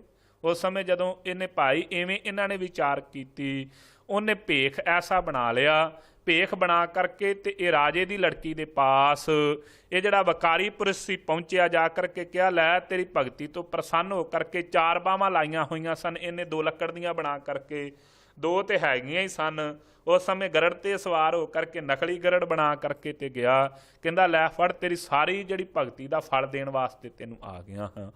ਉਸ ਸਮੇਂ ਉਹਨੇ ਜਾ ਕਰਕੇ ਆਪਣੇ ਪਿਤਾ ਨੂੰ ਵੀ ਦੱਸਿਆ, ਕਹਿਣ ਲੱਗੇ ਜੀ ਮੈਨੂੰ ਸੋ ਵਿਸ਼ਨੂੰ ਜੀ ਦੇ ਦਰਸ਼ਨ ਹੋ ਗਏ ਨੇ, ਆ ਗਏ ਨੇ, ਕਹਿੰਦੇ ਲੈ ਤੇਰੇ ਪਾਸ ਪਹੁੰਚ ਗਿਆ ਹਾਂ। ਉਸ ਸਮੇਂ ਕਹਿਣ ਲੱਗੇ ਅੱਜ ਤੋਂ ਬਾਅਦ ਮੈਂ 2 ਬਾਹਾਂ 'ਚ ਹੀ ਰਵਾਂਗੇ। ਨਾਲ ਹੀ ਇਹਨੇ ਇਹ ਬਚਨ ਕਰ ਦਿੱਤੇ, ਸਿਆਣਾ ਬੜਾ ਸੀ ਚਤਰ ਭੇਖਧਾਰੀ, ਚਤਰ ਬਹੁਤ ਹੁੰਦੇ ਨੇ। ਉਸ ਸਮੇਂ ਨਾਲ ਹੀ ਕਹਿਤਾ ਹੁਣ ਅਗਾਂਹ ਤੋਂ 2 ਬਾਹਾਂ 'ਚ ਹੀ ਰਹਿਣਾ ਮੈਂ, ਕਿਉਂਕਿ ਸੰਸਾਰ ਦੀ ਮਰਿਆਦਾ ਨਹੀਂ ਭੰਗ ਕਰਨੀ, ਆਪਣੀ ਰਚੀ ਹੋਈ। ਉਸ ਸਮੇਂ ਕਹਿਣ ਲੱਗੀ ਜੀ ਕੋਈ ਗੱਲ ਨਹੀਂ। ਸੋ ਪਿਤਾ ਨਾਲ ਮਿਲਾਇਆ, ਪਿਤਾ ਰਾਜੇ ਨੇ ਇਹਦੇ ਨਾਲ ਵਿਆਹ ਕਰ ਦਿੱਤਾ ਆਪਣੀ ਲੜਕੀ ਦਾ। ਬੜੇ ਸੁਖਾਣਾ ਰਹਿਣ ਲੱਗੇ ਨੇ ਉੱਥੇ। ਰਾਜੇ ਨੇ ਉਧਰ ਰਾਜਨੀਤੀ ਤੋਂ ਉਲਟ ਕੰਮ ਕੀਤਾ, ਉਹਨੇ ਵਿਚਾਰ ਕੀਤੀ ਹੁਣ ਤੇ ਮੇਰਾ ਜਵਾਈ ਵਿਸ਼ਨੂੰ ਆਪ ਹੈ। ਇਹਨੇ ਇੰਨਿਆਂ ਦਾ ਸੋ ਨਾਸ ਕੀਤਾ, ਇਹਨੇ ਨੇ ਵੱਡੇ ਦੈਂਤਾਂ ਨਾਲ ਜੰਗ ਮਚਾ ਕਰਕੇ ਇਹਨੇ ਇੰਨੇ ਵੱਡੇ ਯੁੱਧ ਕੀਤੇ। ਹੁਣ ਮੈਨੂੰ ਕੀ ਲੋੜ ਹੈ ਫੌਜਾਂ ਰੱਖਣ ਦੀ, ਐਵੇਂ ਫੌਜਾਂ ਨੂੰ ਤਨਖਾਹਾਂ ਦਿੰਦਾ ਹਾਂ। ਉਹਨੇ ਸਾਰੇ ਹੀ ਆਪੋ ਆਪਣੇ ਘਰਾਂ ਨੂੰ ਘੱਲ ਦਿੱਤੇ। ਕਹਿਣ ਲੱਗਾ ਹੁਣ ਤੁਹਾਡੀ ਕੋਈ ਲੋੜ ਨਹੀਂ ਗੀ, ਹੁਣ ਮੇਰਾ ਜਵਾਈ ਹੀ ਜਿਹੜਾ ਉਹ ਹੀ ਵਿਸ਼ਨੂੰ ਭਗਵਾਨ ਹੈ। ਉਸ ਸਮੇਂ ਜਦੋਂ ਇਹਦੇ ਵਿਰੋਧੀ ਰਾਜਿਆਂ ਨੂੰ ਪਤਾ ਲੱਗਾ ਕਿ ਰਾਜੇ ਨੇ ਸਾਰੀ ਫੌਜ ਹਟਾ ਦਿੱਤੀ ਏ, ਉਹਨਾਂ ਨੇ ਵਿਚਾਰ ਕੀਤੀ, ਕਹਿੰਦੇ ਚਲੋ ਚੱਲ ਕਰਕੇ ਇਹਦੇ ਰਾਜ ਤੇ ਕਬਜ਼ਾ ਕਰ ਲਈਏ। ਹੁਣ ਆਣ ਕਰਕੇ ਇਹਦੇ ਰਾਜ ਨੂੰ ਘੇਰਾ ਪਾ ਕਰਕੇ ਬੈਠ ਗਏ। ਇਹ ਰਾਜਾ ਚੱਲ ਕਰਕੇ ਆਪਣੇ ਜਵਾਈ ਬਣੇ ਹੋਏ ਇਹ ਬਹਿਰੂਪੀਏ ਦੇ ਕੋਲ, ਇਹ ਭੇਖਧਾਰੀ ਕੋਲ ਜਾ ਕਰਕੇ ਇਹਨੇ ਬੇਨਤੀ ਕੀਤੀ। ਕਹਿਣ ਲੱਗਾ ਜੀ ਮੇਰੇ ਰਾਜ ਨੂੰ ਘੇਰਾ ਪੈ ਗਿਆ, ਹੁਣ ਮੇਰੀ ਮਦਦ ਕਰੋ। ਉਸ ਸਮੇਂ ਕਹਿਣ ਲੱਗਾ ਕੋਈ ਨਹੀਂ, ਤੇਰੀ ਜ਼ਰੂਰ ਮਦਦ ਕਰਾਂਗੇ, ਜਾ ਤੂੰ। ਫਿਰ ਕਹਿੰਦੇ ਜਾ ਕਰਕੇ ਉੱਤੇ ਕਮਰੇ ਦੇ ਵਿੱਚ ਤੇ ਫਾਹ ਲੈ ਕੇ ਮਰਨ ਲੱਗਾ। ਉਸ ਸਮੇਂ ਆਕਾਸ਼ਬਾਣੀ ਹੋਈ, ਕਹਿੰਦੇ ਭਾਈ ਕਾਹਦੇ ਲਈ ਭੁਲੇਖਿਆਂ 'ਚ ਪੈਣਾ ਏ, ਜੇ ਸਾਡਾ ਭੇਖ ਬਣਾਇਆ ਏ। ਕਹਿੰਦੇ ਵਿਸ਼ਨੂੰ ਨੇ ਵਿਚਾਰ ਕੀਤੀ ਕਿ ਜੇ ਮੈਂ ਹੁਣ ਇਹਨੂੰ ਨਾ ਇਹਨੇ ਮੇਰਾ ਭੇਖ ਤੇ ਬਣਾ ਲਿਆ ਏ, ਜੇ ਮੈਂ ਹੁਣ ਨਾ ਜਾ ਕਰਕੇ ਇਹਦੀ ਮਦਦ ਕੀਤੀ ਤੇ ਲੋਕਾਂ ਕਹਿਣਾ ਇੰਨੇ ਵੱਡੇ ਜੰਗ ਕਰਨ ਵਾਲਾ ਇੱਕ ਰਾਜੇ ਤੋਂ ਡਰ ਕਰਕੇ ਤੇ ਉਹਨੇ ਮੌਤ ਜਿਹੜੀ ਹੈ ਉਹ ਸਵੀਕਾਰ ਕਰ ਲਈ, ਆਪੇ ਫਾਹ ਲੈ ਕੇ ਮਰ ਗਿਆ, ਮੇਰੀ ਮਹਿਮਾ ਨਹੀਂ ਹੋਣੀ ਸੰਸਾਰ ਤੇ। ਉਸ ਸਮੇਂ ਵਿਸ਼ਨੂੰ ਨੇ ਆਣ ਕਰਕੇ ਸੋ ਆਕਾਸ਼ਬਾਣੀ ਹੋਈ, ਕਹਿੰਦੇ ਕੋਈ ਨਹੀਂ, ਤੇਰੇ ਗਰੜ 'ਚ ਮੈਂ ਜਾਣ ਪਾਉਣਾ, ਜਿਹੜੀਆਂ ਬਾਹਾਂ ਪਹਿਲਾਂ ਬਣਾਈਆਂ ਸੀ ਉਹ ਲਾ ਲੈ, ਜਦੋਂ ਉੱਤੋਂ ਦੀ ਉੱਡ ਕੇ ਲੰਘੇਗਾ ਤੂੰ, ਇਹਨਾਂ ਨੇ ਡਰਦਿਆਂ ਹੀ ਭੱਜ ਜਾਣਾ ਕਿ ਵਿਸ਼ਨੂੰ ਭਗਵਾਨ ਇਹਦੀ ਮਦਦ ਕਰਨ ਆ ਗਿਆ ਏ। ਇਵੇਂ ਹੀ ਹੋਇਆ, ਜਦੋਂ ਇਹ ਉੱਡ ਕਰਕੇ ਉੱਤੋਂ ਦੀ ਗਿਆ ਸੋ ਭਾਈ ਉਸ ਸਮੇਂ ਇਹ ਸਾਰੇ ਦੇ ਸਾਰੇ ਡਰ ਕਰਕੇ ਭੱਜ ਗਏ। ਉਹ ਭਗਤ ਸਦਨਾ ਜੀ ਇੱਥੇ ਕਹਿ ਰਹੇ ਨੇ, ਜਦੋਂ ਇੱਟਾਂ 'ਚ ਚਿੰਨ ਲੱਗੇ ਨੇ ਉਹ ਨੀਂਹ 'ਚ ਖਿਲਾਰ ਕਰਕੇ ਕਹਿਣ ਲੱਗੇ ਹੇ ਪਰਮੇਸ਼ਰ ਵਾਹਿਗੁਰੂ, ਤੂੰ ਨ੍ਰਿਪ ਕੰਨਿਆ ਕੇ ਕਾਰਨੇ ਰਾਜੇ ਦੀ ਧੀ ਵਾਸਤੇ ਇੱਕ ਬਣੇ ਹੋਏ ਵਿਕਾਰੀ ਦੀ ਸੋ ਇੱਕ ਭਇਆ ਭੇਖ ਧਾਰੀ, ਜਿਹਨੇ ਭੇਖ ਧਾਰਨ ਕੀਤਾ ਸੀ ਅਕਾਲ ਪੁਰਖ ਵਾਹਿਗੁਰੂ, ਤੂੰ ਉਹਦੀ ਮਦਦ ਕਰਨ ਵਾਸਤੇ ਸੋ ਆ ਗਿਆ। ਗਰੜ ਰੂਪ ਦੇ ਵਿੱਚ ਵਾਹਿਗੁਰੂ ਗਰੜ 'ਚ ਸਤਾ ਪਾ ਕਰਕੇ ਉਹਦੀ ਭੇਖੀ ਬਣੇ ਹੋਏ ਦੀ ਤੂੰ ਰੱਖਿਆ ਕਰਨਾ ਕੀਤੀ ਹੈ, ਸਾਡੀ ਵੀ ਕਰਨਾ ਕਰ। ਕਾਮਾ ਰਥੀ ਸੁਆਰਥੀ। ਮਹਾਰਾਜ ਉਹ ਕਾਮ ਦਾ ਪ੍ਰੇਰਿਆ ਹੋਇਆ ਸੀ, ਉਹਦਾ ਜਿਹੜਾ ਬਣਾਇਆ ਹੋਇਆ ਭੇਖ ਸੀ ਕਾਮ ਦੇ ਅਰਥ ਸੀ, ਸਵਾਰਥ ਵਾਸਤੇ ਮਾਇਆ ਪਦਾਰਥਾਂ ਲਈ। ਵਾਕੀ ਪੈਜ ਸਵਾਰੀ। ਤੁਸੀਂ ਉਹਦੀ ਪੈਜ ਰੱਖਣਾ ਕੀਤੀ, ਉਹਦੀ ਵੀ ਸੰਸਾਰ ਤੇ ਰੱਖ ਲੈਣਾ ਕੀਤੀ ਜੀ, ਤੁਸੀਂ ਉੱਤੇ ਦਿਆਲਤਾ ਕੀਤੀ, ਸਾਡੀ ਕਿਉਂ ਨਹੀਂ ਰੱਖਦੇ? ਸਾਡਾ ਵੀ ਹੁਣ ਵਿਚਾਰ ਕਰਨਾ ਕਰੋ। ਇੱਥੇ ਪ੍ਰਾਗ ਰਾਗ ਦੇ ਵਿੱਚ ਗੁਣ ਕਹਾ ਜਗਤ ਗੁਰਾ। ਸੋ ਭਾਈ ਜਦੋਂ ਉਹਨੂੰ ਵੇਖਿਆ ਸੀ ਚੜੇ ਹੋਏ ਨੂੰ ਤੇ ਸਾਰੀਆਂ ਇਹ ਫੌਜਾਂ ਭੱਜ ਗਈਆਂ ਸਨ, ਐਵੇਂ ਪਰਮੇਸ਼ਰ ਨੇ ਉਹਦੀ ਵੀ ਰੱਖਿਆ ਕੀਤੀ ਸੀ। ਫਿਰ ਇਸੇ ਤਰੀਕੇ ਦੇ ਨਾਲ ਕਾਮਾ ਰਥੀ ਸਵਾਰਥੀ। ਸੋ ਦਸਮ ਗ੍ਰੰਥ ਦੇ ਵਿੱਚ ਵੀ ਚਰਿਤਰਾਂ 'ਚ ਕਥਾ ਆਉਂਦੀ ਹੈ ਕਿ ਇੱਕ ਭੰਗੀ ਸੀ, ਉਹਨੇ ਸੋ ਉਹਦਾ ਰਾਜੇ ਦੀ ਪੁੱਤਰੀ ਨਾਲ ਉਹਦਾ ਮੋਹ ਪੈ ਗਿਆ। ਸੋ ਰਾਜੇ ਦੀ ਪੁੱਤਰੀ ਦੇ ਉਹ ਲਭਾਇਮਾਨ ਹੋ ਗਿਆ ਸਰੂਪ ਦੇ ਉੱਤੇ। ਉਹਦੀ ਧਰਮ ਪਤਨੀ ਜਿਹੜੀ ਸੀ ਉਹਦੇ ਸੋ ਰਾਜ ਦਰਬਾਰ ਵਿੱਚ ਜਾ ਕਰਕੇ ਸੇਵਾ ਕਰਿਆ ਕਰਦੀ ਸੀ ਰਾਜਪੁੱਤਰੀ ਦੀ। ਉਸ ਸਮੇਂ ਕਹਿੰਦੇ ਇਹ ਭੰਗੀ ਬਹੁਤਾ ਵਰਲਾਪ ਕਰਿਆ ਕਰੇ, ਇੱਕ ਦਿਨ ਆਪਣੇ ਆਪ ਨੂੰ ਖਤਮ ਕਰਨ ਲੱਗਾ। ਇਹਦੀ ਜਿਹੜੀ ਧਰਮ ਪਤਨੀ ਸੀ ਇਹ ਬੀਬੀ ਜਿਹੜੀ ਇਹ ਭੰਗੀ ਦੀ, ਉਹ ਕਹਿਣ ਲੱਗੀ ਕਾਹਦੇ ਲਈ ਆਪਣੀ ਲੀਲਾ ਜੀਵਨ ਦੀ ਲੀਲਾ ਖਤਮ ਕਰਦਾ? ਕਹਿੰਦਾ ਮੈਂ ਰਾਜੇ ਦੀ ਪੁੱਤਰੀ ਨੂੰ ਪ੍ਰਾਪਤ ਕਰਨਾ ਚਾਹੁੰਦਾ, ਉਹ ਤੇ ਮੈਨੂੰ ਪ੍ਰਾਪਤ ਹੋਣੀ ਨਹੀਂ, ਇਸ ਕਰਕੇ ਮੈਂ ਸੋਚਦਾ ਮੈਂ ਮੌਤ ਹੀ ਗਲ ਲਾ ਲਵਾਂ। ਉਸ ਸਮੇਂ ਇਹ ਕਹਿਣ ਲੱਗੀ, ਕਹਿੰਦੀ ਕੋਈ ਨਹੀਂ ਮੈਂ ਯਤਨ ਕਰੂੰਗੀ, ਪਰ ਤੂੰ ਮੇਰਾ ਸੁਹਾਗ ਨਾ ਉਜਾੜ। ਉਸ ਸਮੇਂ ਕਹਿੰਦੇ ਇਹਨੇ ਉਹਦੇ ਰਾਜੇ ਦੇ ਮਹਿਲ 'ਚ ਝਾੜੂ ਦਿਆ ਕਰਨਾ ਤੇ ਨਾਲ ਰੋਈ ਜਾਇਆ ਕਰਨਾ। ਇਹ ਦਸਮ ਗ੍ਰੰਥ ਦੇ ਵਿੱਚ ਸਤਿਗੁਰੂ ਸਾਹਿਬ ਜੀ ਨੇ ਇਹ ਕਥਾ ਲਿਖੀ ਹੈ ਚਰਿਤਰਾਂ ਦੇ ਵਿੱਚ। ਉਸ ਸਮੇਂ ਜਦੋਂ ਉਹਨੇ ਰੋਇਆ ਕਰਨਾ, ਇਹ ਬੀਬੀ ਨੇ ਰਾਜਪੁੱਤਰੀ ਨੇ ਇੱਕ ਦਿਨ ਉਹਨੂੰ ਪੁੱਛਿਆ, ਕਹਿੰਦੀ ਵੀ ਗੱਲ ਕੀ ਹੈ? ਕਹਿਣ ਲੱਗੀ ਮੇਰਾ ਪਤੀ, ਕਹਿੰਦੀ ਜੀ ਮੈਂ ਦੱਸ ਨਹੀਂ ਸਕਦੀ। ਕਹਿੰਦੀ ਫਿਰ ਵੀ ਦੱਸ। ਕਹਿੰਦੀ ਜੇ ਕਤਲ ਮਾਫ ਕਰੋ ਤੇ ਫਿਰ ਮੇਰਾ ਗੁਨਾਹ ਮਾਫ ਕਰੋ, ਮੌਤ ਕਤਲ ਮਾਫ ਕਰ ਦੇਵੋ ਤੇ ਫਿਰ ਮੈਂ ਤੁਹਾਨੂੰ ਇਹ ਗੱਲ ਦੱਸਾਂਗੀ। ਕਹਿਣ ਲੱਗੀ ਦੱਸ। ਕਹਿਣ ਲੱਗੀ ਮੇਰੇ ਪਤੀ ਇਹੋ ਜਿਹਾ ਪਰਨ ਕਰਕੇ ਬੈਠਾ ਹੋਇਆ ਹੈ। ਉਸ ਸਮੇਂ ਕਹਿਣ ਲੱਗੀ ਇਹ ਰਾਜੇ ਦੀ ਪੁੱਤਰੀ ਬੜੀ ਸਿਆਣੀ ਸੀ, ਸੁਚੱਜੀ। ਕਹਿਣ ਲੱਗੀ ਉਹਨੂੰ ਕਹਿ ਜਾਂ ਭਸਮ ਮਲ ਕਰਕੇ ਬਹਿ ਜਾਵੇ ਨਗਰੀ ਤੋਂ ਬਾਹਰ ਤੇ ਕਿਸੇ ਨਾਲ ਗੱਲ ਨਾ ਕਰੇ, ਪਰਮੇਸ਼ਰ ਦੀ ਭਗਤੀ ਕਰੇ, ਮੈਂ ਆਣ ਕਰਕੇ ਉਹਨੂੰ ਜ਼ਰੂਰ ਮਿਲਾਂਗੀ। ਸੋ ਇਹਨੇ ਐਵੇਂ ਕੀਤਾ, ਜਾ ਕਰਕੇ ਦੱਸਿਆ, ਕਹਿੰਦੀ ਲੈ ਤੇਰਾ ਕੰਮ ਬਣਾ ਦਿੱਤਾ, ਹੁਣ ਸਰੀਰ ਤੇ ਭਸਮ ਮਲ ਕੇ ਤੇ ਪਰਮੇਸ਼ਰ ਦੀ ਭਗਤੀ ਕਰਨ ਵਾਲਾ ਹੋ ਕੇ ਬੈਠ ਜਾ ਬਾਹਰ ਜਾ ਕਰਕੇ, ਤੇ ਕਿਸੇ ਦੇ ਨਾਲ ਗੱਲ ਨਾ ਕਰੀ, ਕਿਸੇ ਪਾਸੋਂ ਭੇਟਾਂ ਨਾ ਪ੍ਰਾਪਤ ਕਰੀ। ਕਹਿੰਦੇ ਜਦੋਂ ਇਹ ਭਸਮ ਮਲ ਕੇ ਬਹਿ ਗਿਆ ਭੰਗੀ, ਬੈਠ ਕਰਕੇ ਸੋ ਭਗਤੀ ਕਰਦਾ ਪਰਮੇਸ਼ਰ ਦੀ ਸਰੀਰ ਤੇ ਸਵਾਹ ਮਲੀ ਹੋਈ ਹੈ। ਬੜੇ ਲੋਕ ਇਹਦੇ ਦਰਸ਼ਨ ਕਰਨ ਨੂੰ ਆਉਂਦੇ ਨੇ। ਲੋਕ ਮਾਇਆ ਸੁੱਟਦੇ ਨੇ, ਮਾਇਆ ਵੱਲ ਵਹਿੰਦਾ ਹੀ ਨਹੀਂ, ਕਿਸੇ ਨਾਲ ਗੱਲ ਨਹੀਂ ਕਰਦਾ। ਐਸੀ ਸੋਭਾ ਸਾਰੇ ਰਾਜ ਦੇ ਵਿੱਚ ਫੈਲ ਗਈ ਇਹਦੀ। ਉਸ ਸਮੇਂ ਰਾਜੇ ਨੇ ਵੀ ਤਿਆਰੀ ਕੀਤੀ, ਆਪਣੀ ਧੀ ਨੂੰ ਆਖਿਆ, ਕਹਿੰਦੇ ਤੂੰ ਵੀ ਸਾਡੇ ਨਾਲ ਚੱਲੇਂਗੀ? ਕਹਿਣ ਲੱਗੀ ਨਹੀਂ ਜੀ, ਮੈਂ ਇਕੱਲੀ ਜਾ ਕਰਕੇ ਮਿਲਾਂਗੀ, ਮੈਂ ਤੁਹਾਡੇ ਨਾਲ ਨਹੀਂ ਜਾਵਾਂਗੀ। ਉਸ ਸਮੇਂ ਰਾਜਾ ਆਪ ਚੱਲ ਕਰਕੇ ਆਇਆ, ਨਾਲ ਫੌਜਾਂ ਚੜ੍ਹ ਕਰਕੇ ਆਈਆਂ ਹਨ। ਆਣ ਕਰਕੇ ਭਾਈ ਇੱਥੇ ਜਿੱਥੇ ਇਹ ਬੈਠਾ ਹੋਇਆ ਸੀ, ਇਹ ਬਣਿਆ ਹੋਇਆ ਜਿਹੜਾ ਇਹ ਭਗਤ, ਉੱਥੇ ਆਣ ਕਰਕੇ ਇਹਨੂੰ ਵੇਖਣਾ ਕੀਤਾ। ਸੋ ਜਦੋਂ ਇਹ ਰਾਜਾ ਆਇਆ ਤੇ ਉਸ ਸਮੇਂ ਇਹਦੇ ਮਨ 'ਚ ਆ ਗਿਆ, ਉਹ ਧੰਨ ਪਰਮੇਸ਼ਰ ਵਾਹਿਗੁਰੂ, ਤੇਰੀ ਭਗਤੀ ਕਰਨ ਦੇ ਨਾਲ ਹੁਣ ਰਾਜੇ ਵੀ ਪੈਰਾਂ ਤੇ ਪੈਣ ਡੈ ਪਏ। ਹੁਣ ਭਗਤੀ ਕਰੀ ਜਾਈਏ, ਰਾਜੇ ਦੀ ਧੀ ਦਾ ਕੀ ਲਾਲਚ ਕਰਨਾ ਹੋਇਆ। ਜਦੋਂ ਉਹ ਮਿਲਣ ਵਾਸਤੇ ਆਈ, ਉਹਦੇ ਨਾਲ ਵੀ ਇਹਨੇ ਵੈਸਾ ਹੀ ਸੁਭਾਅ ਰੱਖਿਆ, ਪਰਮੇਸ਼ਰ ਦੀ ਭਗਤੀ ਵਾਲਾ। ਇਵੇਂ ਪਰਮੇਸ਼ਰ ਵਾਹਿਗੁਰੂ ਤੂੰ ਕਾਮੀਆਂ ਦੀ ਵੀ ਭਾਵੇਂ ਭਗਤੀ ਕਰਨ ਲੱਗੇ ਨੇ ਤੇਰੀ, ਉਹਨਾਂ ਦੀ ਵੀ ਪੈਜ ਸਵਾਰਨਾ ਕੀਤੀ ਹੈ। ਸੋ ਐਸੇ ਜਿਹੜੇ ਸਵਾਰਥ ਕਰਕੇ ਵੀ ਭਾਵੇਂ ਭਗਤੀ 'ਚ ਲੱਗੇ ਸਨ, ਉਹਨਾਂ ਨੂੰ ਵੀ ਭਗਤੀ ਦੇ ਕਰਕੇ ਆਪਣੇ ਵਿਕਾਰਾਂ ਤੋਂ ਛੁਡਾ ਲੈਣਾ ਕੀਤਾ ਹੈ ਜੀ। ਤਵੈ ਗੁਣ ਕਹਾ ਜਗਤ ਗੁਰਾ। ਸੋ ਹੇ ਪਰਮੇਸ਼ਰ ਵਾਹਿਗੁਰੂ, ਆਪ ਜੀ ਉਸ ਸਮੇਂ ਕਹਿਣ ਲੱਗੇ, ਹੇ ਸਦਨਿਆ, ਠੀਕ ਹੈ ਉਹਨਾਂ ਭਗਤੀ ਕੀਤੀ, ਪਰ ਕੋਈ ਗੱਲ ਨਹੀਂ, ਤੈਨੂੰ ਮੁਕਤੀ ਦੇ ਦੇਵਾਂਗੇ। ਤੇ ਕਹਿੰਦੇ ਨੇ ਤਵ ਗੁਣ ਕਹਾ ਜਗਤ ਗੁਰਾ, ਹੇ ਜਗਤ ਦੇ ਗੁਰਾ ਪਰਮੇਸ਼ਰ ਅਕਾਲ ਪੁਰਖ ਵਾਹਿਗੁਰੂ, ਤੇਰਾ ਕੀ ਗੁਰ ਹੋਇਆ? ਕਹਿਣ ਲੱਗੇ ਸਦਨਿਆ, ਇਹ ਤੇਰਾ ਕਰਮ ਹੈ, ਕਰਮ ਤੈਨੂੰ ਭਗਤਾ ਰਹੇ ਹਾਂ, ਤੈਨੂੰ ਇਹਨਾਂ ਇੱਟਾਂ ਦੇ ਵਿੱਚ ਸੋ ਖੜ ਕੇ ਮਰਨਾ ਪਵੇਗਾ, ਪਰ ਤੈਨੂੰ ਮੁਕਤੀ ਦੇ ਦੇਵਾਂਗੇ। ਕਹਿਣ ਲੱਗੇ ਹੇ ਪਰਮੇਸ਼ਰ ਵਾਹਿਗੁਰੂ, ਜੇ ਮੇਰਾ ਕਰਮ ਹੈ ਤੇ ਆਪ ਜੀ ਦੀ ਕੀਤੀ ਹੋਈ ਭਗਤੀ ਦਾ ਕੀ ਗੁਣ ਹੋਇਆ ਜੇ? ਜੋ ਕਰਮ ਨਾ ਨਾਸੈ। ਜੋ ਕਰਮਾਂ ਨੇ ਨਹੀਂ ਨਾਸ ਹੋਣਾ, ਸਾਡਿਆਂ ਨੇ ਕਰਮ ਅੱਗੇ ਹੀ ਰਹਿਣੇ। ਤੇ ਫਿਰ ਪਰਮੇਸ਼ਰ ਵਾਹਿਗੁਰੂ ਤੇਰੀ ਪ੍ਰੇਮਾ ਭਗਤੀ ਕਰਨ ਦਾ ਵੀ ਕੀ ਫਾਇਦਾ ਹੋਇਆ ਸਾਨੂੰ? ਫਿਰ ਪ੍ਰੇਮਾ ਭਗਤੀ ਕਰਕੇ ਵੀ ਅਸੀਂ ਕੀ ਕੀਤਾ, ਜਦੋਂ ਇਹਨਾਂ ਕਰਮਾਂ ਨੇ ਨਾਸ ਹੀ ਨਾ ਹੋਣਾ ਹੋਇਆ? ਇਹ ਕਰਮ ਹੀ ਅੱਗੇ ਖਲੋਤੇ ਰਹਿਣੇ ਹਨ। ਸਿੰਘ ਸਰਨ ਕਤ ਜਾਈਐ। ਇਹ ਅਕਾਲ ਪੁਰਖ ਵਾਹਿਗੁਰੂ ਬੇਨਤੀ ਕਰਦੇ ਨੇ ਭਗਤ ਸਦਨਾ ਜੀ, ਕਹਿੰਦੇ ਸਿੰਘ ਸ਼ੇਰ ਦੀ ਸ਼ਰਨ ਕਾਹਦੇ ਲਈ ਗ੍ਰਹਿਣ ਕਰਨੀ ਹੋਏ? ਜੋ ਜੰਬਕ ਗਰਾਸੈ। ਜਦੋਂ ਜੰਬਕ ਜਿਹੜੇ ਗਿੱਦੜਾਂ ਨੇ ਆਣ ਕਰਕੇ ਢਾ ਲੈਣਾ ਹੋਇਆ। ਇਸ ਕਰਕੇ ਹੇ ਸਿੰਘ ਅਕਾਲ ਪੁਰਖ ਵਾਹਿਗੁਰੂ, ਤੇਰੀ ਸ਼ਰਨ ਪੈਣ ਦਾ ਕੀ ਫਾਇਦਾ ਜੇ ਇਹਨਾਂ ਰਾਜਿਆਂ ਦੇ ਘਰ ਕੰਧਾਂ 'ਚ ਖਲਾਰ ਕਰਕੇ ਤੂੰ ਮੌਤ ਦਿਵਾਉਣੀ ਹੋਏ। ਰਹਾਉ ਏਕ ਬੂੰਦ ਜਲ ਕਾਰਨੈ। ਕਹਿੰਦੇ ਨਾਲ ਬੇਨਤੀ ਕਰਦੇ ਨੇ, ਕਹਿੰਦੇ ਇੱਕ ਬੂੰਦ ਸਵਾਂਤੀ ਬੂੰਦ ਜਲ ਦੀ ਵਾਸਤੇ।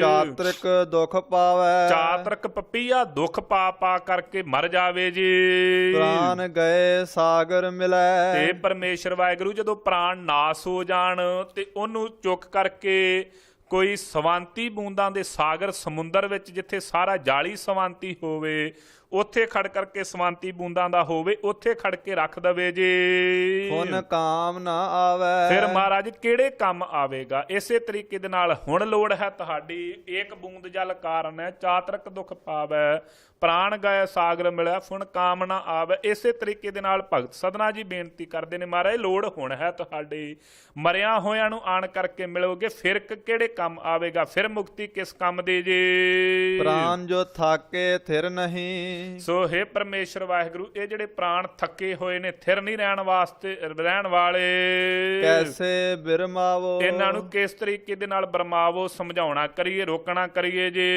ਬੂਟ ਮੂਏ ਨੌਕਾ ਮਿਲੈ। ਜੇ ਡੁੱਬ ਕਰਕੇ ਮਰ ਜਾਵੇ ਕੋਈ ਤੇ ਬਾਅਦ ਚ ਆਣ ਕਰਕੇ ਉਹਨੂੰ ਨੌਕਾ ਬੇੜੀ ਤੇ ਚੜਾ ਲਵੇ, ਸੋ ਲੈ ਕੇ ਆ ਜਾਵੇ ਜੀ। ਕਹੋ ਕਾਹੇ ਚੜਾਵੋ। ਫਿਰ ਦੱਸੋ ਪਰਮੇਸ਼ਰ ਵਾਹਿਗੁਰੂ, ਕੌਣ ਤੇ ਕਿਹਨੂੰ ਚੜਾਉਣਾ ਕਰੋਗੇ? ਮਰਿਆ ਤੇ ਡੁੱਬ ਕਰਕੇ ਤੇ ਬਾਅਦ ਚ ਉਹਦੇ ਲਾਗੇ ਬੇੜੀਆਂ ਤੁਰੀਆਂ ਫਿਰਨ, ਕੀ ਫਾਇਦਾ ਜੇ? ਕਿਹਦੇ ਤੇ ਚੜਾਉਣਾ ਕਰੇਗਾ ਤੇ ਕਿਹਨੂੰ ਚੜਾਵੋਗੇ? ਮੈਂ ਨਾਹੀ ਕਛ ਹੋ ਨਹੀਂ। ਕਹਿੰਦੇ ਪਰਮੇਸ਼ਰ ਵਾਹਿਗੁਰੂ ਕਹਿਣ ਲੱਗੇ, ਸਦਨਿਆ ਤੇਰੇ ਵਿੱਚ ਹੰਕਾਰ ਹੈ, ਤਾਂ ਕਰਕੇ ਤੈਨੂੰ ਪ੍ਰਾਪਤ ਨਹੀਂ ਹੋਏ, ਤਾਂ ਕਰਕੇ ਤੇਰੀ ਰੱਖਿਆ ਨਹੀਂ ਕੀਤੀ। ਬੇਨਤੀ ਕਰਦੇ ਨੇ, ਮੈਂ ਨਾਹੀ ਕਛ ਹੋ ਨਹੀਂ। ਇਹ ਪਰਮੇਸ਼ਰ ਵਾਹਿਗੁਰੂ, ਮੇਰੇ ਅੰਦਰ ਕਿਸੇ ਵੀ ਤਰੀਕੇ ਦੀ ਹਉ ਹੰਕਾਰ ਨਹੀਂ ਹੈ ਜੀ। ਕਿਛ ਆਹੇ ਨਾ ਮੋਰਾ। ਕੁਝ ਵੀ ਨਹੀਂ ਪਰਮੇਸ਼ਰ ਵਾਹਿਗੁਰੂ ਆਹੇ ਸਾਡਾ ਜੀ, ਕਿਸੇ ਵੀ ਤਰੀਕੇ ਦਾ ਹੰਕਾਰ ਅਸੀਂ ਨਹੀਂ ਕਰਦੇ। ਅਵਸਰ ਲੱਜਾ ਰਾਖ ਲਿਓ। ਇਹ ਪਰਮੇਸ਼ਰ ਵਾਹਿਗੁਰੂ ਆਪ ਜੀ ਦੇ ਹੋਏ ਹਾਂ, ਕਿਰਪਾ ਕਰਕੇ ਸਾਡੀ ਲੱਜਪਤ ਜਿਹੜੀ ਭਗਤੀ ਦੀ ਰੱਖਣਾ ਕਰੋ ਜੀ। ਸਦਨਾ ਜਨ ਤੋਰਾ। ਅਸੀਂ ਆਪ ਜੀ ਦੇ ਜਨ ਸੇਵਕ ਭਗਤ ਹਾਂ, ਆਪ ਜੀ ਦੇ ਭਗਤ ਹੋ ਕਰਕੇ ਆਪ ਜੀ ਦੇ ਚਰਨਾਂ ਤੇ ਲੱਗੇ ਹਾਂ, ਆਪ ਜੀ ਦੀ ਭਗਤੀ ਕਰਨ ਵਾਲੇ ਬਣੇ ਹਾਂ। ਕਿਰਪਾ ਕਰੋ ਆਪਣੀ ਕੀਤੀ ਹੋਈ ਭਗਤੀ ਦੀ, ਪ੍ਰੇਮਾ ਭਗਤੀ ਦੀ ਲੱਜਾ ਤੁਸੀਂ ਦਿਆਲੂ ਸਤਿਗੁਰੂ ਸਾਹਿਬ ਆਪ ਰੱਖਣਾ ਕਰੋ। ਰਹਿਮਤ ਕਰੋ ਸਾਡੇ ਤੇ, ਗਰੀਬਾਂ ਦੇ ਉੱਤੇ।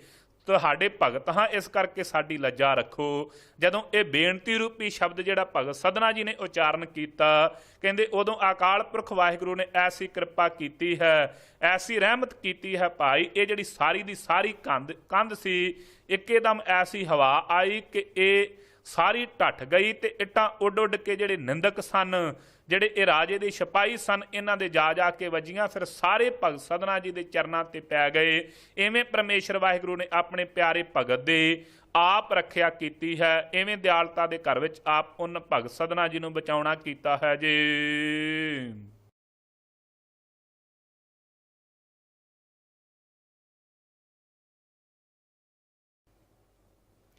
ਸਤਨਾਮ ਸ੍ਰੀ ਵਾਹਿਗੁਰੂ ਸਾਹਿਬ ਜੀਓ। ਇੱਕ ਓੰਕਾਰ ਸਤਨਾਮ ਕਰਤਾ ਪੁਰਖ ਨਿਰਭਉ ਨਿਰਵੈਰ ਅਕਾਲ ਮੂਰਤ ਅਜੂਨੀ ਸੈਭੰ ਗੁਰ ਪ੍ਰਸਾਦ। ਸਾਧ ਸੰਗਤ ਜੀ, ਇਸ ਤਰ੍ਹਾਂ ਬਿਲਾਵਲ ਰਾਗ ਦੀ ਸੰਪੂਰਨਤਾ ਹੋਈ ਹੈ, ਜਿਸ ਵਿੱਚ ਆਪ ਜੀ ਨੇ ਸੰਪੂਰਨਤਾਈ ਤੇ ਭਗਤਾਂ ਦੀ ਬਾਣੀ ਵਿੱਚੋਂ ਭਗਤ ਸਧਨਾ ਜੀ ਦੀ ਬਾਣੀ ਸਰਵਣ ਕੀਤੀ ਹੈ। ਆਮ ਤੌਰ ਤੇ ਸੰਗਤਾਂ ਨੂੰ ਭਗਤ ਸਧਨਾ ਜੀ ਦੇ ਬਾਰੇ ਨਹੀਂ ਪਤਾ, ਪਰ ਆਪ ਜੀ ਕਥਾ ਸੁਣ ਚੁੱਕੇ ਹੋ, ਉਹਨਾਂ ਦੀ ਬਾਣੀ ਦੀ ਵੀ ਕਥਾ ਆਪ ਜੀ ਸੁਣ ਚੁੱਕੇ ਹੋ। ਇਸ ਤੋਂ ਅੱਗੇ ਧੰਨ ਸੱਚੇ ਪਾਤਸ਼ਾਹ ਸ੍ਰੀ ਗੁਰੂ ਰਾਮਦਾਸ ਮਹਾਰਾਜ ਜੀ ਦੀ ਬਾਣੀ ਆਰੰਭ ਹੋਣ ਲੱਗੀ ਹੈ। ਉਸ ਦੇ ਨਾਲ ਹੀ ਸਾਧ ਸੰਗਤ ਜੀ ਗੌਂਡ ਰਾਗ ਦੀ ਆਰੰਭਤਾ ਹੋਣ ਲੱਗੀ ਹੈ। ਗੌਂਡ ਰਾਗ ਸ੍ਰੀ ਗੁਰੂ ਰਾਮਦਾਸ ਮਹਾਰਾਜ ਜੀ ਨੇ ਉਚਾਰਿਆ ਸੀ, ਸੋ ਉਸ ਦੀ ਆਰੰਭਤਾ ਤੇ ਮਹਾਰਾਜ ਸੱਚੇ ਪਾਤਸ਼ਾਹ ਜੀ ਵਾਹਿਗੁਰੂ ਜੀ ਦਾ ਮੰਗਲ ਲਿਖਦੇ ਨੇ। ਇੱਕ ਓੰਕਾਰ ਵਾਹਿਗੁਰੂ ਪਰਮੇਸ਼ਰ ਅਦਵੈਤ ਸਵਰੂਪ ਹੈ ਤੇ ਇੱਕ ਹੈ, ਦੋ ਚਾਰ ਨਹੀਂ। ਸਤਨਾਮ ਉਸ ਦਾ ਸੱਚਾ ਨਾਮ ਹੈ। ਕਰਤਾ ਪੁਰਖ ਸਾਰੀ ਸ੍ਰਿਸ਼ਟੀ ਦਾ ਕਰਨ ਵਾਲਾ ਪੁਰਖ ਹੈ। ਕੀਤਾ ਪਸਾਓ ਏਕੋ ਕਵਾਓ, ਤਿਸਤੇ ਹੋਏ ਲਖ ਦਰਿਆਓ। ਸਭ ਕੁਝ ਉਹਦਾ ਪੈਦਾ ਕੀਤਾ ਹੋਇਆ ਹੀ ਵਰਤ ਰਿਹਾ ਹੈ।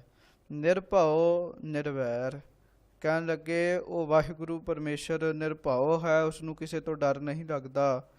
ਨਿਰਵੈਰ, ਉਹ ਕਿਸੇ ਨਾਲ ਵੈਰ ਵੀ ਨਹੀਂ ਕਰਦਾ, ਉਸ ਦਾ ਕਿਸੇ ਨਾਲ ਵੈਰ ਨਹੀਂ ਹੈ। ਸੋ ਅਕਾਲ ਮੂਰਤ, ਉਸ ਦੀ ਜੋ ਮੂਰਤ ਹੈ, ਉਸ ਦੀ ਜੋ ਹਸਤੀ ਹੈ, ਉਹ ਅਕਾਲ ਹੈ, ਕਾਲ ਤੋਂ ਰਹਿਤ ਹੈ। ਅਜੂਨੀ ਸਹਿਭੰ, ਭਾਈ ਉਹ ਜੂਨਾ ਵਿੱਚ ਨਹੀਂ ਆਉਂਦਾ, ਅਜੂਨੀ ਹੈ। ਸਹਿਭੰ, ਆਪਣੇ ਆਪ ਤੋਂ ਹੀ ਪੈਦਾ ਹੋਇਆ ਹੈ। ਗੁਰ ਪ੍ਰਸਾਦ, ਅਜਿਹੇ ਵਾਹਿਗੁਰੂ ਪਰਮੇਸ਼ਰ ਨੂੰ ਭਾਈ ਗੁਰਾਂ ਦੀ ਕਿਰਪਾ ਨਾਲ ਹੀ ਪ੍ਰਾਪਤ ਕੀਤਾ ਜਾ ਸਕਦਾ ਹੈ। ਰਾਗ ਗੌਂਡ ਚੌਪਦੀ ਮਹੱਲਾ ਚੌਥਾ ਘਰ ਪਹਿਲਾ। ਰਾਗ ਗੌਂਡ ਹੈ ਚੌਪਦੇ, ਕਹਿਣ ਲੱਗੇ ਇਸ ਸ਼ਬਦ ਦੇ 4 ਪਦੇ ਹੋਣਗੇ। ਮਹੱਲਾ ਚੌਥਾ। ਸੋਢੀ ਸੁਲਤਾਨ ਸ੍ਰੀ ਗੁਰੂ ਰਾਮਦਾਸ ਮਹਾਰਾਜ ਜੀ ਨੇ ਇਹ ਬਾਣੀ ਉਚਾਰਨ ਕੀਤੀ ਹੈ। ਘਰ ਪਹਿਲਾ, ਭਾਈ ਰਾਗੀ ਸਿੰਘਾਂ ਨੂੰ ਹਦਾਇਤ ਹੈ, ਪਹਿਲੇ ਸੁਰ ਤਾਲ ਵਿੱਚ ਇਹ ਬਾਣੀ ਉਚਾਰਨ ਕਰਨੀ ਹੈ। ਜੇ ਮਨ ਚਿਤ ਆਸ ਰਖੇ ਹਰ ਉਪਰ, ਤਾ ਮਨ ਚਿੰਦੇ ਅਨੇਕ ਅਨੇਕ ਫਲ ਪਾਈ। ਸੋ ਮਹਾਰਾਜ ਸੱਚੇ ਪਾਤਸ਼ਾਹ ਜੀ ਮਹਾਰਾਜ ਜੀ ਆਪਣੇ ਮਨ ਨੂੰ ਸੰਬੋਧਿਤ ਕਰਦੇ ਹੋਏ ਕਹਿੰਦੇ ਹਨ, ਹੇ ਮਨ ਪਿਆਰੇ, ਕਹਿਣ ਲੱਗੇ ਜੇਕਰ ਚਿੱਤ ਵਿੱਚ ਹਰੀ ਦੇ ਉੱਪਰ ਹੀ ਆਸ ਭਾਵ ਉਮੀਦ ਰੱਖੇ ਤਾਂ ਮਨ ਚਿੰਦੇ, ਭਾਵ ਜਿਹੜੇ ਮਨੁੱਖ ਮਨ ਵਿੱਚ ਇੱਛਾ ਰੱਖਦਾ ਹੈ, ਉਸ ਤਰ੍ਹਾਂ ਦੇ ਫਿਰ ਭਾਈ ਤੂੰ ਅਨੇਕਾਂ ਫਲ ਪਾ ਲਵੇਂਗਾ। ਹਰ ਜਾਣੈ ਸਭ ਕਿਛ ਜੋ ਜੀਅ ਵਰਤੈ, ਪ੍ਰਭ ਘਾਲਿਆ ਕਿਸੇ ਕਾ ਇਕ ਤਿਲ ਨਾ ਗਵਾਈ। ਜੋ ਕੁਝ ਵੀ ਜੀਏ ਭਾਵ ਦਿਲ ਵਿੱਚ ਵਰਤਦਾ ਹੈ। ਹਰ ਜਾਣੈ ਸਭ ਕਿਛ ਜੋ ਜੀਐ ਵਰਤੇ, ਕਹਿਣ ਲੱਗੇ ਬੰਦਾ ਸੋਚਦਾ ਹੈ ਵੀ ਵਾਹਿਗੁਰੂ ਨਹੀਂ ਜਾਣਦਾ, ਪਰ ਜੋ ਹਿਰਦੇ ਵਿੱਚ ਗੁਰਮੁਖੋ ਵਰਤ ਰਿਹਾ ਹੈ ਵਾਹਿਗੁਰੂ ਪਰਮੇਸ਼ਰ ਜੀ ਜਾਣਦੇ ਹਨ। ਕਹਿਣ ਲੱਗੇ ਉਹ ਕਿਸੇ ਦਾ ਘਾਲਿਆ ਹੋਇਆ, ਕਿਸੇ ਦੀ ਕੀਤੀ ਹੋਈ ਕਮਾਈ ਨੂੰ ਇੱਕ ਤਿਲ ਮਾਤਰ ਵੀ ਗਵਾਉਂਦਾ ਨਹੀਂ ਹੈ। ਹਰ ਤਿਸ ਕੀ ਆਸ ਕੀਜੈ ਮਨ ਮੇਰੇ, ਜੋ ਸਭ ਮਹਿ ਸੁਆਮੀ ਰਹਾ ਸਮਾਈ। ਇਸ ਕਰਕੇ ਹੇ ਮੇਰੇ ਮਨਾ ਉਸ ਵਾਹਿਗੁਰੂ ਪਰਮੇਸ਼ਰ ਦੀ ਆਸਾ ਕਰ ਜੋ ਸਾਰਿਆਂ ਦੇ ਵਿੱਚ ਇੱਕ ਰਸ ਸਮਾ ਰਿਹਾ ਹੈ। ਉਹਦੇ ਉੱਤੇ ਆਸ ਕਰ, ਉਹਦੇ ਤੇ ਉਮੀਦ ਲਾ, ਕਿਉਂਕਿ ਉਹ ਮਾਲਕ ਸਾਰਿਆਂ ਵਿੱਚ ਵਸ ਰਿਹਾ ਹੈ।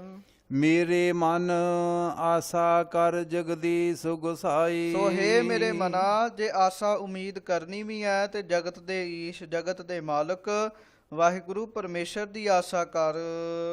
ਜੋ ਬਿਨ ਹਰ ਆਸ ਅਵਰ ਕਾਹੂ ਕੀ ਕੀਜੈ, ਸਾ ਨਿਫਲ ਆਸ ਸਾ ਬਿਰਥੀ ਜਾਈ। ਸੋ ਵਾਹਿਗੁਰੂ ਪਰਮੇਸ਼ਰ ਤੋਂ ਬਗੈਰ ਹੋਰ ਜਿੰਨਿਆਂ ਦੀ ਵੀ ਆਸਾ ਕਰਨੀ ਹੈ, ਕਿਸੇ ਵੀ ਪ੍ਰਕਾਰ ਦੀ ਆਸ ਕਰਨੀ ਹੈ, ਸਾ ਨਿਹਫਲ ਆਸ ਸਭ ਬਿਰਥੀ ਜਾਈ। ਉਹ ਕਹਿਣ ਲੱਗੇ ਆਸਾ ਨੂੰ ਫਲ ਨਹੀਂ ਲੱਗਦਾ, ਉਹ ਨਿਹਫਲ ਆਸ ਹੁੰਦੀ ਹੈ ਔਰ ਸਭ ਪ੍ਰਕਾਰ ਦੇ ਨਾਲ ਉਹ ਬਿਰਥੀ ਹੀ ਜਾਂਦੀ ਹੈ, ਅਜਾਈ ਹੀ ਜਾਂਦੀ ਹੈ, ਖਾਲੀ ਚਲੇ ਜਾਂਦੀ ਹੈ, ਉਸ ਆਸਾ ਨੂੰ ਫਲ ਨਹੀਂ ਲੱਗਦੇ। ਰਹਾਉ। ਸੋ ਵਿਸਰਾਮ ਦੇ ਕੇ ਮਹਾਰਾਜ ਸ੍ਰੀ ਗੁਰੂ ਰਾਮਦਾਸ ਸਾਹਿਬ ਜੀ ਕਿਰਪਾ ਕਰਦੇ ਹਨ। ਜੋ ਦੀਸੈ ਮਾਇਆ ਮੋਹ ਕੁਟੰਬ ਸਭ, ਮਤ ਤਿਸ ਕੀ ਆਸ ਲਗ ਜਨਮ ਗਵਾਈ। ਸੋ ਜੋ ਦਿਸੈ ਮਾਇਆ ਮੋਹ ਕੁਟੰਬ ਸਭ, ਮਤ ਤਿਸ ਕੀ ਆਸ ਲਗ ਜਨਮ ਗਵਾਈ। ਮਹਾਰਾਜ ਸੱਚੇ ਪਾਤਸ਼ਾਹ ਜੀ ਕਹਿੰਦੇ ਹਨ, ਮਾਇਆ ਦੇ ਮੋਹ ਵਾਲਾ ਜੋ ਸਾਰਾ ਕੁਟੰਬ ਦਿਸਦਾ ਹੈ, ਮਤ ਦਾ ਅਰਥ ਹੈ ਮਤਾਂ, ਉਸ ਦੀ ਆਸਾ ਵਿੱਚ ਲੱਗ ਕੇ ਇਹ ਮਨੁੱਖਾ ਜਨਮ ਨੂੰ ਤੂੰ ਗਵਾ ਨਾ ਬੈਠੀ, ਨਿਸਫਲ ਨਾ ਕਰ ਬੈਠੀ। ਇਨ ਕੈ ਕਿਛ ਹਾਥ ਨਹੀਂ ਕਹਾ ਕਰੇ, ਇਹ ਬੱਪੜੇ ਇਨ ਕਾ ਵਾਹਿਆ ਕਛ ਨਾ ਵਸਾਈ। ਸੋ ਕਹਿਣ ਲੱਗੇ ਇਹਨਾਂ ਦੇ ਹੱਥ ਵਿੱਚ ਵਿਚਾਰਿਆਂ ਵਿੱਚ ਕੀ ਹੈਗਾ, ਇਹਨਾਂ ਜਨਤਾ ਕੇ ਵਸ ਕਿਛ ਨਾ ਹੈ, ਇਹਨਾਂ ਜਨਤਾ ਕੇ ਹੱਥ ਕਿਛ ਨਾ ਹੈ, ਇਹਨਾਂ ਜਨਤਾ ਦੇ ਹੱਥ ਵਿੱਚ ਕੁਝ ਨਹੀਂ ਹੈਗਾ। ਸਾਧ ਸੰਗਤ ਜੀ, ਕਰਨ ਕਰਾਵਣ ਕਰਨੈ ਹਾਰ, ਮਾਨਸ ਕਹਿ ਕਿਛ ਨਾਹੀ ਹਾਥ। ਇਸ ਕਾ ਕੀਆ ਸਭ ਕਿਛ ਹੋਏ, ਉਹਦਾ ਕੀਤਾ ਹੋਇਆ ਸਾਰਾ ਕੁਝ ਹੁੰਦਾ ਹੈ। ਸੋ ਇਸ ਕਰਕੇ ਇਨਕਾ ਕਿਛ ਹਾਥ ਨਹੀਂ, ਇਹਨਾਂ ਜੀਵਾਂ ਦੇ ਹੱਥ ਵਿੱਚ ਕੁਝ ਵੀ ਨਹੀਂ ਹੈ। ਕਹਾਂ ਕਰਹੇ ਇਹ ਬੱਪੜੇ, ਇਹ ਵਿਚਾਰੇ ਕੀ ਕਰ ਸਕਦੇ ਹਨ। ਇਨਕਾ ਵਾਹਿਆ ਕਿਛ ਨਾ ਵਸਾਈ, ਕਹਿਣ ਲੱਗੇ ਇਹਨਾਂ ਦਾ ਵਾਹਿਆ ਇਹ ਵਿਚਾਰੇ ਕੀ ਕਰਨਗੇ, ਇਹਨਾਂ ਦਾ ਕੁਝ ਵੀ ਵਸ ਵਾਹਿਆ ਨਹੀਂ ਚੱਲ ਸਕਦਾ। ਮੇਰੇ ਮਨ ਆਸ ਕਰ ਹਰ ਪ੍ਰੀਤਮ ਆਪਣੇ ਕੀ, ਜੋ ਤੁਝ ਤਾਰੈ ਤੇਰਾ ਕੁਟੰਬ ਸਭ ਛਡਾਈ। ਸੋ ਹੇ ਮੇਰੇ ਮਨਾ, ਆਸ ਕਰ ਉਸ ਵਾਹਿਗੁਰੂ ਪਰਮੇਸ਼ਰ ਦੀ, ਜਿਹੜੀ ਕੱਲੀ ਤੈਨੂੰ ਨਹੀਂ ਤਾਰੇਗੀ ਬਲਕਿ ਤੇਰੇ ਪਰਿਵਾਰ ਨੂੰ ਵੀ ਛਡਾ ਦੇਗੀ। ਜੇ ਕਿਛ ਆਸ ਅਵਰ ਕਰਹਿ ਪਰਮਿਤਰੀ, ਮਤ ਤੂੰ ਜਾਣ ਹੈ ਤੇਰਾ ਕਿਤੈ ਕਮ ਆਈ। ਤੇ ਜੇਕਰ ਤੂੰ ਆਸ ਕਿਸੇ ਹੋਰ ਮਿੱਤਰਾਂ ਦੀ ਕਰਦਾ ਹੈ, ਸੰਸਾਰਕ ਲੋਕਾਂ ਦੀ ਕਰਦਾ ਹੈ, ਕਹਿਣ ਲੱਗੇ ਮਾਇਆ ਦੀ ਕਰਦਾ ਹੈ, ਕਿਸੇ ਦੇਵੀ ਦੇਵਤੇ ਦੀ ਕਰਦਾ ਹੈ, ਤਾਂ ਫਿਰ ਇਹ ਗੱਲ ਜਾਣ ਲੈ ਕਿ ਮਤ ਤੂੰ ਜਾਣ ਹੈ ਤੇਰਾ ਕਿਤੇ ਕੰਮ ਆਈ। ਇਹ ਨਾ ਜਾਣ, ਕਹਿਣ ਲੱਗੇ ਵੀ ਉਹ ਤੇਰੇ ਕਿਸੇ ਕੰਮ ਆਏਗੀ।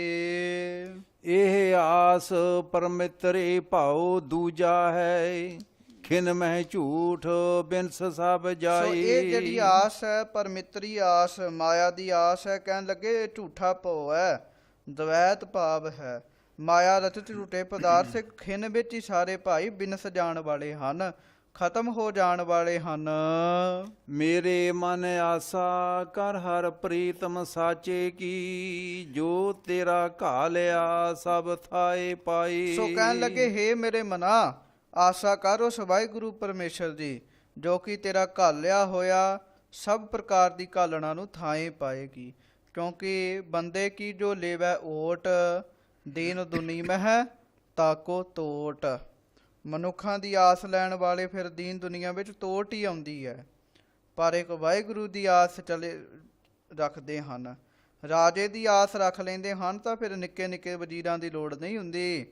ਇਸ ਤਰ੍ਹਾਂ ਵਾਹਿਗੁਰੂ ਜੀ ਦੀ ਆਸ ਰੱਖੋ ਭਾਈ, ਉਹ ਵਾਹਿਗੁਰੂ ਦਾ ਸੁਭਾਅ ਹੈ, ਕੋਈ ਤਿਲ ਜਿੰਨੀ ਵੀ ਮਿਹਨਤ ਕਰਦਾ ਹੈ ਤਾਂ ਫਿਰ ਉਹਦਾ ਫਲ ਜ਼ਰੂਰ ਦਿੰਦਾ ਹੈ। ਆਸਾ ਮਨਸਾ ਸਭ ਤੇਰੀ ਮੇਰੇ ਸੁਆਮੀ, ਜੈਸੀ ਤੂੰ ਆਸ ਕਰਾਵੇ ਤੈਸੀ ਕੋ ਆਸ ਕਰਾਈ। ਪਰ ਨਾਲ ਹੀ ਮਹਾਰਾਜ ਸ੍ਰੀ ਗੁਰੂ ਰਾਮਦਾਸ ਸਾਹਿਬ ਜੀ ਕਹਿੰਦੇ ਹਨ, ਹੇ ਮੇਰੇ ਸੁਆਮੀ, ਲੋਕ ਪਰਲੋਕ ਦੇ ਪਦਾਰਥਾਂ ਦੀ ਆਸਾ ਤੇ ਮਨਸਾ, ਕਹਿਣ ਲੱਗੇ ਬੁੱਧੀ ਦੀ ਆਸਾ ਸਭ ਤੇਰੀ ਹੀ ਬਣਾਈ ਹੋਈ ਹੈ।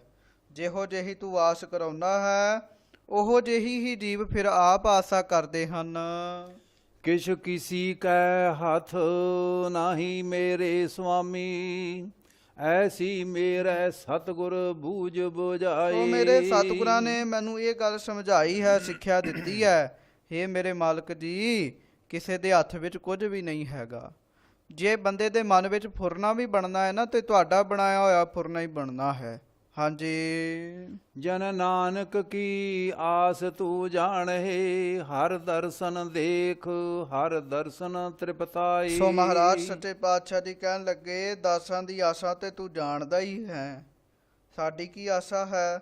ਹਰ ਦਰਸ਼ਨ, ਤਮਾਮ ਦਰਸ਼ਨਾਂ ਵਿੱਚੋਂ ਹੇ ਹਰੀ ਜੀ, ਆਪ ਜੀ ਦਾ ਦਰਸ਼ਨ ਅਸੀਂ ਚਾਹੁੰਦੇ ਹਾਂ।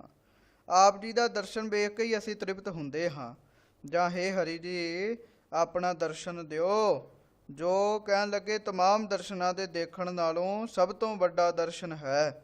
ਸਾਡੇ ਤੇ ਮਨ ਵਿੱਚ ਆਪ ਜੀ ਦੇ ਦਰਸ਼ਨਾਂ ਦੀ ਹੀ ਆਸ ਹੈ। ਗੌੜ ਮਹੱਲਾ ਚੌਥਾ। ਸੋ ਗੌੜ ਮਹੱਲਾ ਚੌਥਾ। ਧੰਨ ਸ੍ਰੀ ਗੁਰੂ ਰਾਮਦਾਸ ਸਾਹਿਬ ਜੀ ਮਹਾਰਾਜ ਜੀ ਉਹ ਕਿਰਪਾ ਕਰਦੇ ਹਨ। ਇਸ ਗੌੜ ਰਾਗ ਵਿੱਚ ਸਾਧ ਸੰਗਤ ਜੀ, ਰਾਗ ਦਾ ਨਾਮ ਵੱਖਰੇ ਵੱਖਰੇ ਤਰੀਕੇ ਨਾਲ ਲਿਆ ਗਿਆ ਹੈ। ਕਿਤੇ ਗੌੜ ਲਿਖ ਦਿੱਤਾ ਗਿਆ ਹੈ, ਕਿਤੇ ਗੋੜ ਲਿਖਿਆ ਹੈ, ਤੇ ਕਿਤੇ ਗੌਂਡ ਲਿਖਿਆ ਹੈ, ਕਿਤੇ ਗੌਂਡ ਵੀ ਲਿਖਿਆ ਹੈ। ਸੋ ਇਹ ਜੋ ਮਹਾਂਪੁਰਖਾਂ ਨੇ ਦੱਸਿਆ ਹੈ ਵੀ ਜਿਵੇਂ ਜਿਵੇਂ ਸਤਿਗੁਰ ਸਾਹਿਬ ਜੀ ਨੇ ਲਿਖਿਆ ਹੈ, ਤਿਵੇਂ ਤਿਵੇਂ ਹੀ ਉਚਾਰਨ ਕਰਨਾ ਹੈ। ਅੱਗੇ ਜਾ ਕੇ ਪਾਠ ਬਿੰਦੀ ਸਹਿਤ ਆ ਜਾਂਦਾ ਹੈ, ਉੱਥੇ ਫਿਰ ਗੌਂਡ ਪਾਠ ਕੀਤਾ ਜਾਂਦਾ ਹੈ। ਸੋ ਇਸ ਪ੍ਰਕਾਰ ਗੌੜ ਮਹੱਲਾ ਪੰਜਵਾ, ਗੌੜ ਮਹੱਲਾ ਚੌਥਾ। ਧੰਨ ਸ੍ਰੀ ਗੁਰੂ ਰਾਮਦਾਸ ਸਾਹਿਬ ਜੀ ਗੌੜ ਰਾਗ ਦੇ ਅੰਦਰ ਕਿਰਪਾ ਕਰਦੇ ਹਨ। ਐਸਾ ਹਰ ਸੇਵੀਐ ਨਿਤ ਧਿਆਈਐ, ਜੋ ਖਿਨ ਮੈਂ ਕਿਲਵਖ ਸਭ ਕਰੇ ਬਨਾਸਾ। ਸੋ ਕਹਿਣ ਲੱਗੇ, ਹੇ ਮੇਰੇ ਮਨਾ, ਇਹੋ ਜਿਹੇ ਹਰੀ ਪਰਮੇਸ਼ਰ ਨੂੰ ਸੇਵ, ਉਸ ਦੀ ਸੇਵਾ ਕਰ, ਉਸ ਵਾਹਿਗੁਰੂ ਪਰਮੇਸ਼ਰ ਨੂੰ ਧਿਆਉਣਾ ਕਰ। ਕਹਿਣ ਲੱਗੇ, ਕਿਹੜੇ ਵਾਹਿਗੁਰੂ ਜੀ ਨੂੰ? ਜਿਹੜਾ ਇੱਕ ਖਿਨ ਵਿੱਚ ਬੰਦੇ ਦੇ ਪਾਪਾਂ ਨੂੰ ਵਿਨਾਸ਼ ਕਰ ਦਿੰਦਾ ਹੈ, ਨਾਸ਼ ਕਰ ਦਿੰਦਾ ਹੈ। ਜੇ ਹਰ ਤਿਆਗ ਅਵਰ ਕੀ ਆਸ ਕੀਜੈ, ਤਾਂ ਹਰ ਨਿਫਲ ਸਭ ਕਾਲ ਗਵਾਸਾ। ਤੇ ਜੇ ਵਾਹਿਗੁਰੂ ਪਰਮੇਸ਼ਰ ਨੂੰ ਛੱਡ ਕੇ ਤਿਆਗ ਕੇ ਕਿਸੇ ਹੋਰ ਦੀ ਆਸ ਕਰੀਏ, ਤਾਂ ਕਹਿਣ ਲੱਗੇ ਹਰ ਨਿਹਫਲ ਸਭ ਘਾਲ ਗਵਾਸਾ। ਉਹਦੀ ਕੀਤੀ ਹੋਈ ਘਾਲ ਹੈ ਜਿਹੜੀ, ਫਿਰ ਉਹ ਸਾਰੀ ਨਿਹਫਲ ਹੋ ਜਾਂਦੀ ਹੈ, ਵਿਅਰਥ ਹੋ ਜਾਂਦੀ ਹੈ। ਮੇਰੇ ਮਨ ਹਰ ਸੇਵਹੁ ਸੁਖ ਦਾਤਾ ਸੁਆਮੀ, ਜਿਸ ਸੇਵੀਐ ਸਭ ਭੁਖ ਲਹਾਸਾ। ਸੋ ਹੇ ਮੇਰੇ ਮਨੋ, ਉਸ ਵਾਹਿਗੁਰੂ ਪਰਮੇਸ਼ਰ ਨੂੰ ਸੇਵਣਾ ਕਰ, ਉਸ ਦਾ ਨਾਮ ਜਪਣਾ ਕਰ, ਜਿਹੜਾ ਮਾਲਕ ਸੁਖ ਦਾਤਾ ਹੈ, ਸੁੱਖਾਂ ਨੂੰ ਦੇਣ ਵਾਲਾ ਹੈ। ਦੁੱਖ ਦਾਤੇ ਵੀ ਹੁੰਦੇ ਹਨ, ਉਹਨਾਂ ਦੇ ਜਿੰਨਾ ਮਰਜ਼ੀ ਕੰਮ ਕਰੋ ਫਿਰ ਦੁੱਖ ਹੀ ਮਿਲਦਾ ਹੈ। ਪਰ ਵਾਹਿਗੁਰੂ ਜੀ ਦੇ ਪ੍ਰਤੀ ਥੋੜਾ ਜਿਹਾ ਵੀ ਕੰਮ ਕਰ ਲਿਓ ਤਾਂ ਸੁਖ ਮਿਲਦਾ ਹੈ। ਹੋ ਹੇ ਮੇਰੇ ਮਨਾ, ਉਸ ਸੁਖ ਦਾਤੇ ਸੁਆਮੀ ਨੂੰ ਸੇਵਣਾ ਕਰ, ਜਿਸ ਸੇਵਿਆ ਸਭ ਭੁੱਖ ਲਹਾਸਾ। ਕਹਿਣ ਲੱਗੇ, ਜਿਹਨੂੰ ਸੇਵ ਕੇ ਸਾਰੀਆਂ ਜੀਵਨ ਦੀਆਂ ਭੁੱਖਾਂ ਉਤਰ ਜਾਂਦੀਆਂ ਹਨ। ਮੇਰੇ ਮਨ ਹਰ ਉਪਰ ਕੀਜੈ ਪਰਵਾਸਾ। ਸੋ ਹੇ ਮੇਰੇ ਮਨਾ, ਉਸ ਵਾਹਿਗੁਰੂ ਪਰਮੇਸ਼ਰ ਦੇ ਉੱਤੇ ਭਰੋਸਾ ਕਰ, ਉਸ ਵਾਹਿਗੁਰੂ ਪਰਮੇਸ਼ਰ ਦੇ ਉੱਤੇ ਆਸ ਰੱਖ। ਜਹ ਜਾਈਐ ਤਹ ਨਾਲ ਮੇਰਾ ਸੁਆਮੀ, ਹਰ ਆਪਣੀ ਪੈਜ ਰਖੇ ਜਨ ਦਾਸਾ। ਸੋ ਕਹਿਣ ਲੱਗੇ, ਜਿੱਥੇ ਜਾਈਏ ਉਹ ਮਾਲਕ ਨਾਲ ਹੈ। ਬੰਦੇ ਦੀ ਆਸ ਰੱਖਣੀ, ਬੰਦੇ ਦੀ ਸਿਫਾਰਿਸ਼ ਪਾਉਣੀ, ਬੰਦਾ ਨਿਸ਼ਚਿਤ ਸਮੇਂ ਵਾਸਤੇ ਨਾਲ ਹੁੰਦਾ ਹੈ, ਪਰ ਵਾਹਿਗੁਰੂ ਪਰਮੇਸ਼ਰ ਸਦਾ ਹੀ ਨਾਲ ਹੁੰਦਾ ਹੈ, ਕਿਉਂਕਿ ਉਹ ਅੰਗ ਸੰਗ ਹੈ। ਅੰਗ ਸੰਗ ਦਾ ਅਰਥ ਹੈ, ਜਿਵੇਂ ਅੰਗ ਮੇਰੇ ਨਾਲ ਆਏ ਹਨ, ਉਵੇਂ ਫਿਰ ਮਾਲਕ ਵੀ ਨਾਲ ਜਾਂਦਾ ਹੈ। ਹੁਣ ਮੈਂ ਇੱਥੇ ਆ ਕੇ ਕਥਾ ਕਰ ਰਿਹਾ ਹਾਂ ਤੇ ਆਪਣੇ ਅੰਗ, ਆਪਣੇ ਹੱਡ ਪੈਰ ਘਰ ਨਹੀਂ ਵੱਢ ਕੇ ਰੱਖੇ, ਇੱਥੇ ਨਾਲ ਹੀ ਆਏ ਹਨ। ਜਿੱਥੇ ਜਿੱਥੇ ਜਾਂਦੇ ਹਾਂ ਉੱਥੇ ਸਾਡੇ ਅੰਗ ਸਾਡੇ ਨਾਲ ਜਾਂਦੇ ਹਨ। ਇਸੇ ਤਰ੍ਹਾਂ ਵਾਹਿਗੁਰੂ ਪਰਮੇਸ਼ਰ ਜੀ ਵੀ ਸਾਡੇ ਨਾਲ ਜਾਂਦੇ ਹਨ। ਹਰ ਆਪਣੀ ਪੈਜ ਰੱਖਿਆ ਜਨ ਦਾਸਾ। ਸੋ ਆਪਣੇ ਦਾਸਾਂ ਦੀ ਪੈਜ ਉਹ ਵਾਹਿਗੁਰੂ ਪਰਮੇਸ਼ਰ ਆਪ ਰੱਖਦਾ ਹੈ। ਰਹਾਉ। ਸੋ ਵਿਸਰਾਮ ਦੇ ਕੇ ਧੰਨ ਸ੍ਰੀ ਗੁਰੂ ਰਾਮਦਾਸ ਸਾਹਿਬ ਜੀ ਕਿਰਪਾ ਕਰਦੇ ਹਨ। ਜੇ ਆਪਣੀ ਬਿਰਥਾ ਕਹੋ ਅਵਰਾ ਬਹਿ, ਤਾਂ ਆਗੇ ਆਪਣੀ ਬਿਰਥਾ ਬਹੁ ਬਹੁਤ ਕਢਾਸਾ। ਸੋ ਮਹਾਰਾਜ ਸੱਚੇ ਪਾਤਸ਼ਾਹ ਜੀ ਕਿਰਪਾ ਕਰਦੇ ਹਨ। ਕਹਿਣ ਲੱਗੇ, ਜੇਕਰ ਆਪਣੀ ਬਿਰਥਾ ਭਾਵ ਪੀੜਾ ਹੋਰ ਨਾ ਪਾਸ ਕਹੀਏ, ਤਾਂ ਅੱਗੋਂ ਉਹ ਪੁਰਸ਼ ਆਪਣੀ ਪੀੜਾ ਹੀ ਕਹਿਣ ਲੱਗੇ ਬਹੁਤੀ ਕੱਢ ਕੇ ਤੁਹਾਨੂੰ ਦੱਸ ਦੇਗਾ। ਹੁੰਦਾ ਵੀ ਐਸਾ ਹੈ। ਆਮ ਸਾਡੇ ਵਿਦਵਾਨ ਲੋਕ, ਸਿਆਣੇ ਲੋਕ ਪਿੰਡਾਂ ਵਿੱਚ ਕਹਿੰਦੇ ਸੀਗੇ, ਕਿਸੇ ਨੂੰ ਇੱਕ ਦੁੱਖ ਸੁਣਾਓ, ਅਗਲਾ 4 ਦੁੱਖ ਅੱਗੋਂ ਸੁਣਾ ਦਿੰਦਾ ਹੈ। ਲੈ ਭਾਈ, ਕਿਸੇ ਨੂੰ ਦੱਸੋ ਨਾ ਮੇਰਾ ਸਿਰ ਪੀੜ ਹੁੰਦਾ ਹੈ, ਉਹ 4 ਦੁੱਖ ਹੋਰ ਦੱਸ ਦਿੰਦਾ। ਮੇਰੇ ਗੋਡੇ ਵੀ ਦਰਦ ਹੁੰਦੇ ਨੇ, ਮੇਰੀ ਤੇ ਪੇਟ ਵੀ ਦਰਦ ਹੁੰਦਾ, ਮੇਰੀਆਂ ਬਾਹਾਂ ਵੀ ਦਰਦ ਹੁੰਦੀਆਂ ਹਨ। ਕਿਉਂਕਿ ਕੋਈ ਕਿਸੇ ਦੀ ਪੀੜਾ ਸੁਣ ਕੇ ਰਾਜੀ ਨਹੀਂ ਹੈਗਾ। ਕਹਿਣ ਲੱਗੇ ਕੌਣ ਪੜਾਈ ਪੀੜ ਨੂੰ ਜਾਣਦਾ ਹੈ, ਉਹੋ ਹੀ ਜਾਣਦਾ ਹੈ ਜਿਹਨੂੰ ਪੀੜ ਲੱਗੀ ਹੋਈ ਹੈ। ਸੋ ਮਹਾਰਾਜ ਕਹਿਣ ਲੱਗੇ ਜੇ ਤੁਸੀਂ ਕਿਸੇ ਨੂੰ ਹੋਰ ਪੀੜ ਦੱਸੋਗੇ ਵੀ ਤਾਂ ਉਹ ਆਪਣੇ ਦੁੱਖ ਦੀ ਪੰਡ ਅੱਗੇ ਖੋਲ ਦੇਗਾ, ਤੇ ਜਦੋਂ ਦੁੱਖ ਦੀਆਂ ਪੰਡਾਂ ਖੁੱਲੀਆਂ ਸੁੱਖ ਨਾ ਨਿਕਲਿਓ ਕੋਹੇ। ਕਹਿਣ ਲੱਗੇ ਫਿਰ ਜਦੋਂ ਦੁੱਖ ਦੀਆਂ ਪੰਡਾਂ ਖੁੱਲ੍ਹਦੀਆਂ ਹਨ ਨਾ ਫਿਰ ਸੁੱਖ ਨਹੀਂ ਵਿੱਚੋਂ ਨਿਕਲਦੇ। ਸੋ ਤੁਸੀਂ ਕਿਸੇ ਨੂੰ ਆਪਣੀ ਇੱਕ ਪੀੜਾ ਦੱਸਦੇ ਹੋ, ਉਹ ਆਪਣੀ ਪੀੜਾ ਅੱਗੋਂ ਤੁਹਾਡੇ ਅੱਗੇ ਕੱਢ ਕੇ ਰੱਖ ਦਿੰਦਾ ਹੈ। ਆਪਣੀ ਬਿਰਥਾ ਕਹੋ ਹਰ ਆਪਣੇ ਸੁਆਮੀ ਪਹਿ, ਜੋ ਤੁਮਰੇ ਦੁਖ ਤਤਕਾਲ ਕਟਾਸਾ। ਸੋ ਜੇ ਆਪਣੀ ਬਿਰਥਾ ਆਪਣੀ ਪੀੜਾ ਦੱਸਣੀ ਵੀ ਹੈ ਤੇ ਆਪਣੇ ਮਾਲਕ ਦੇ ਅੱਗੇ ਦੱਸੋ।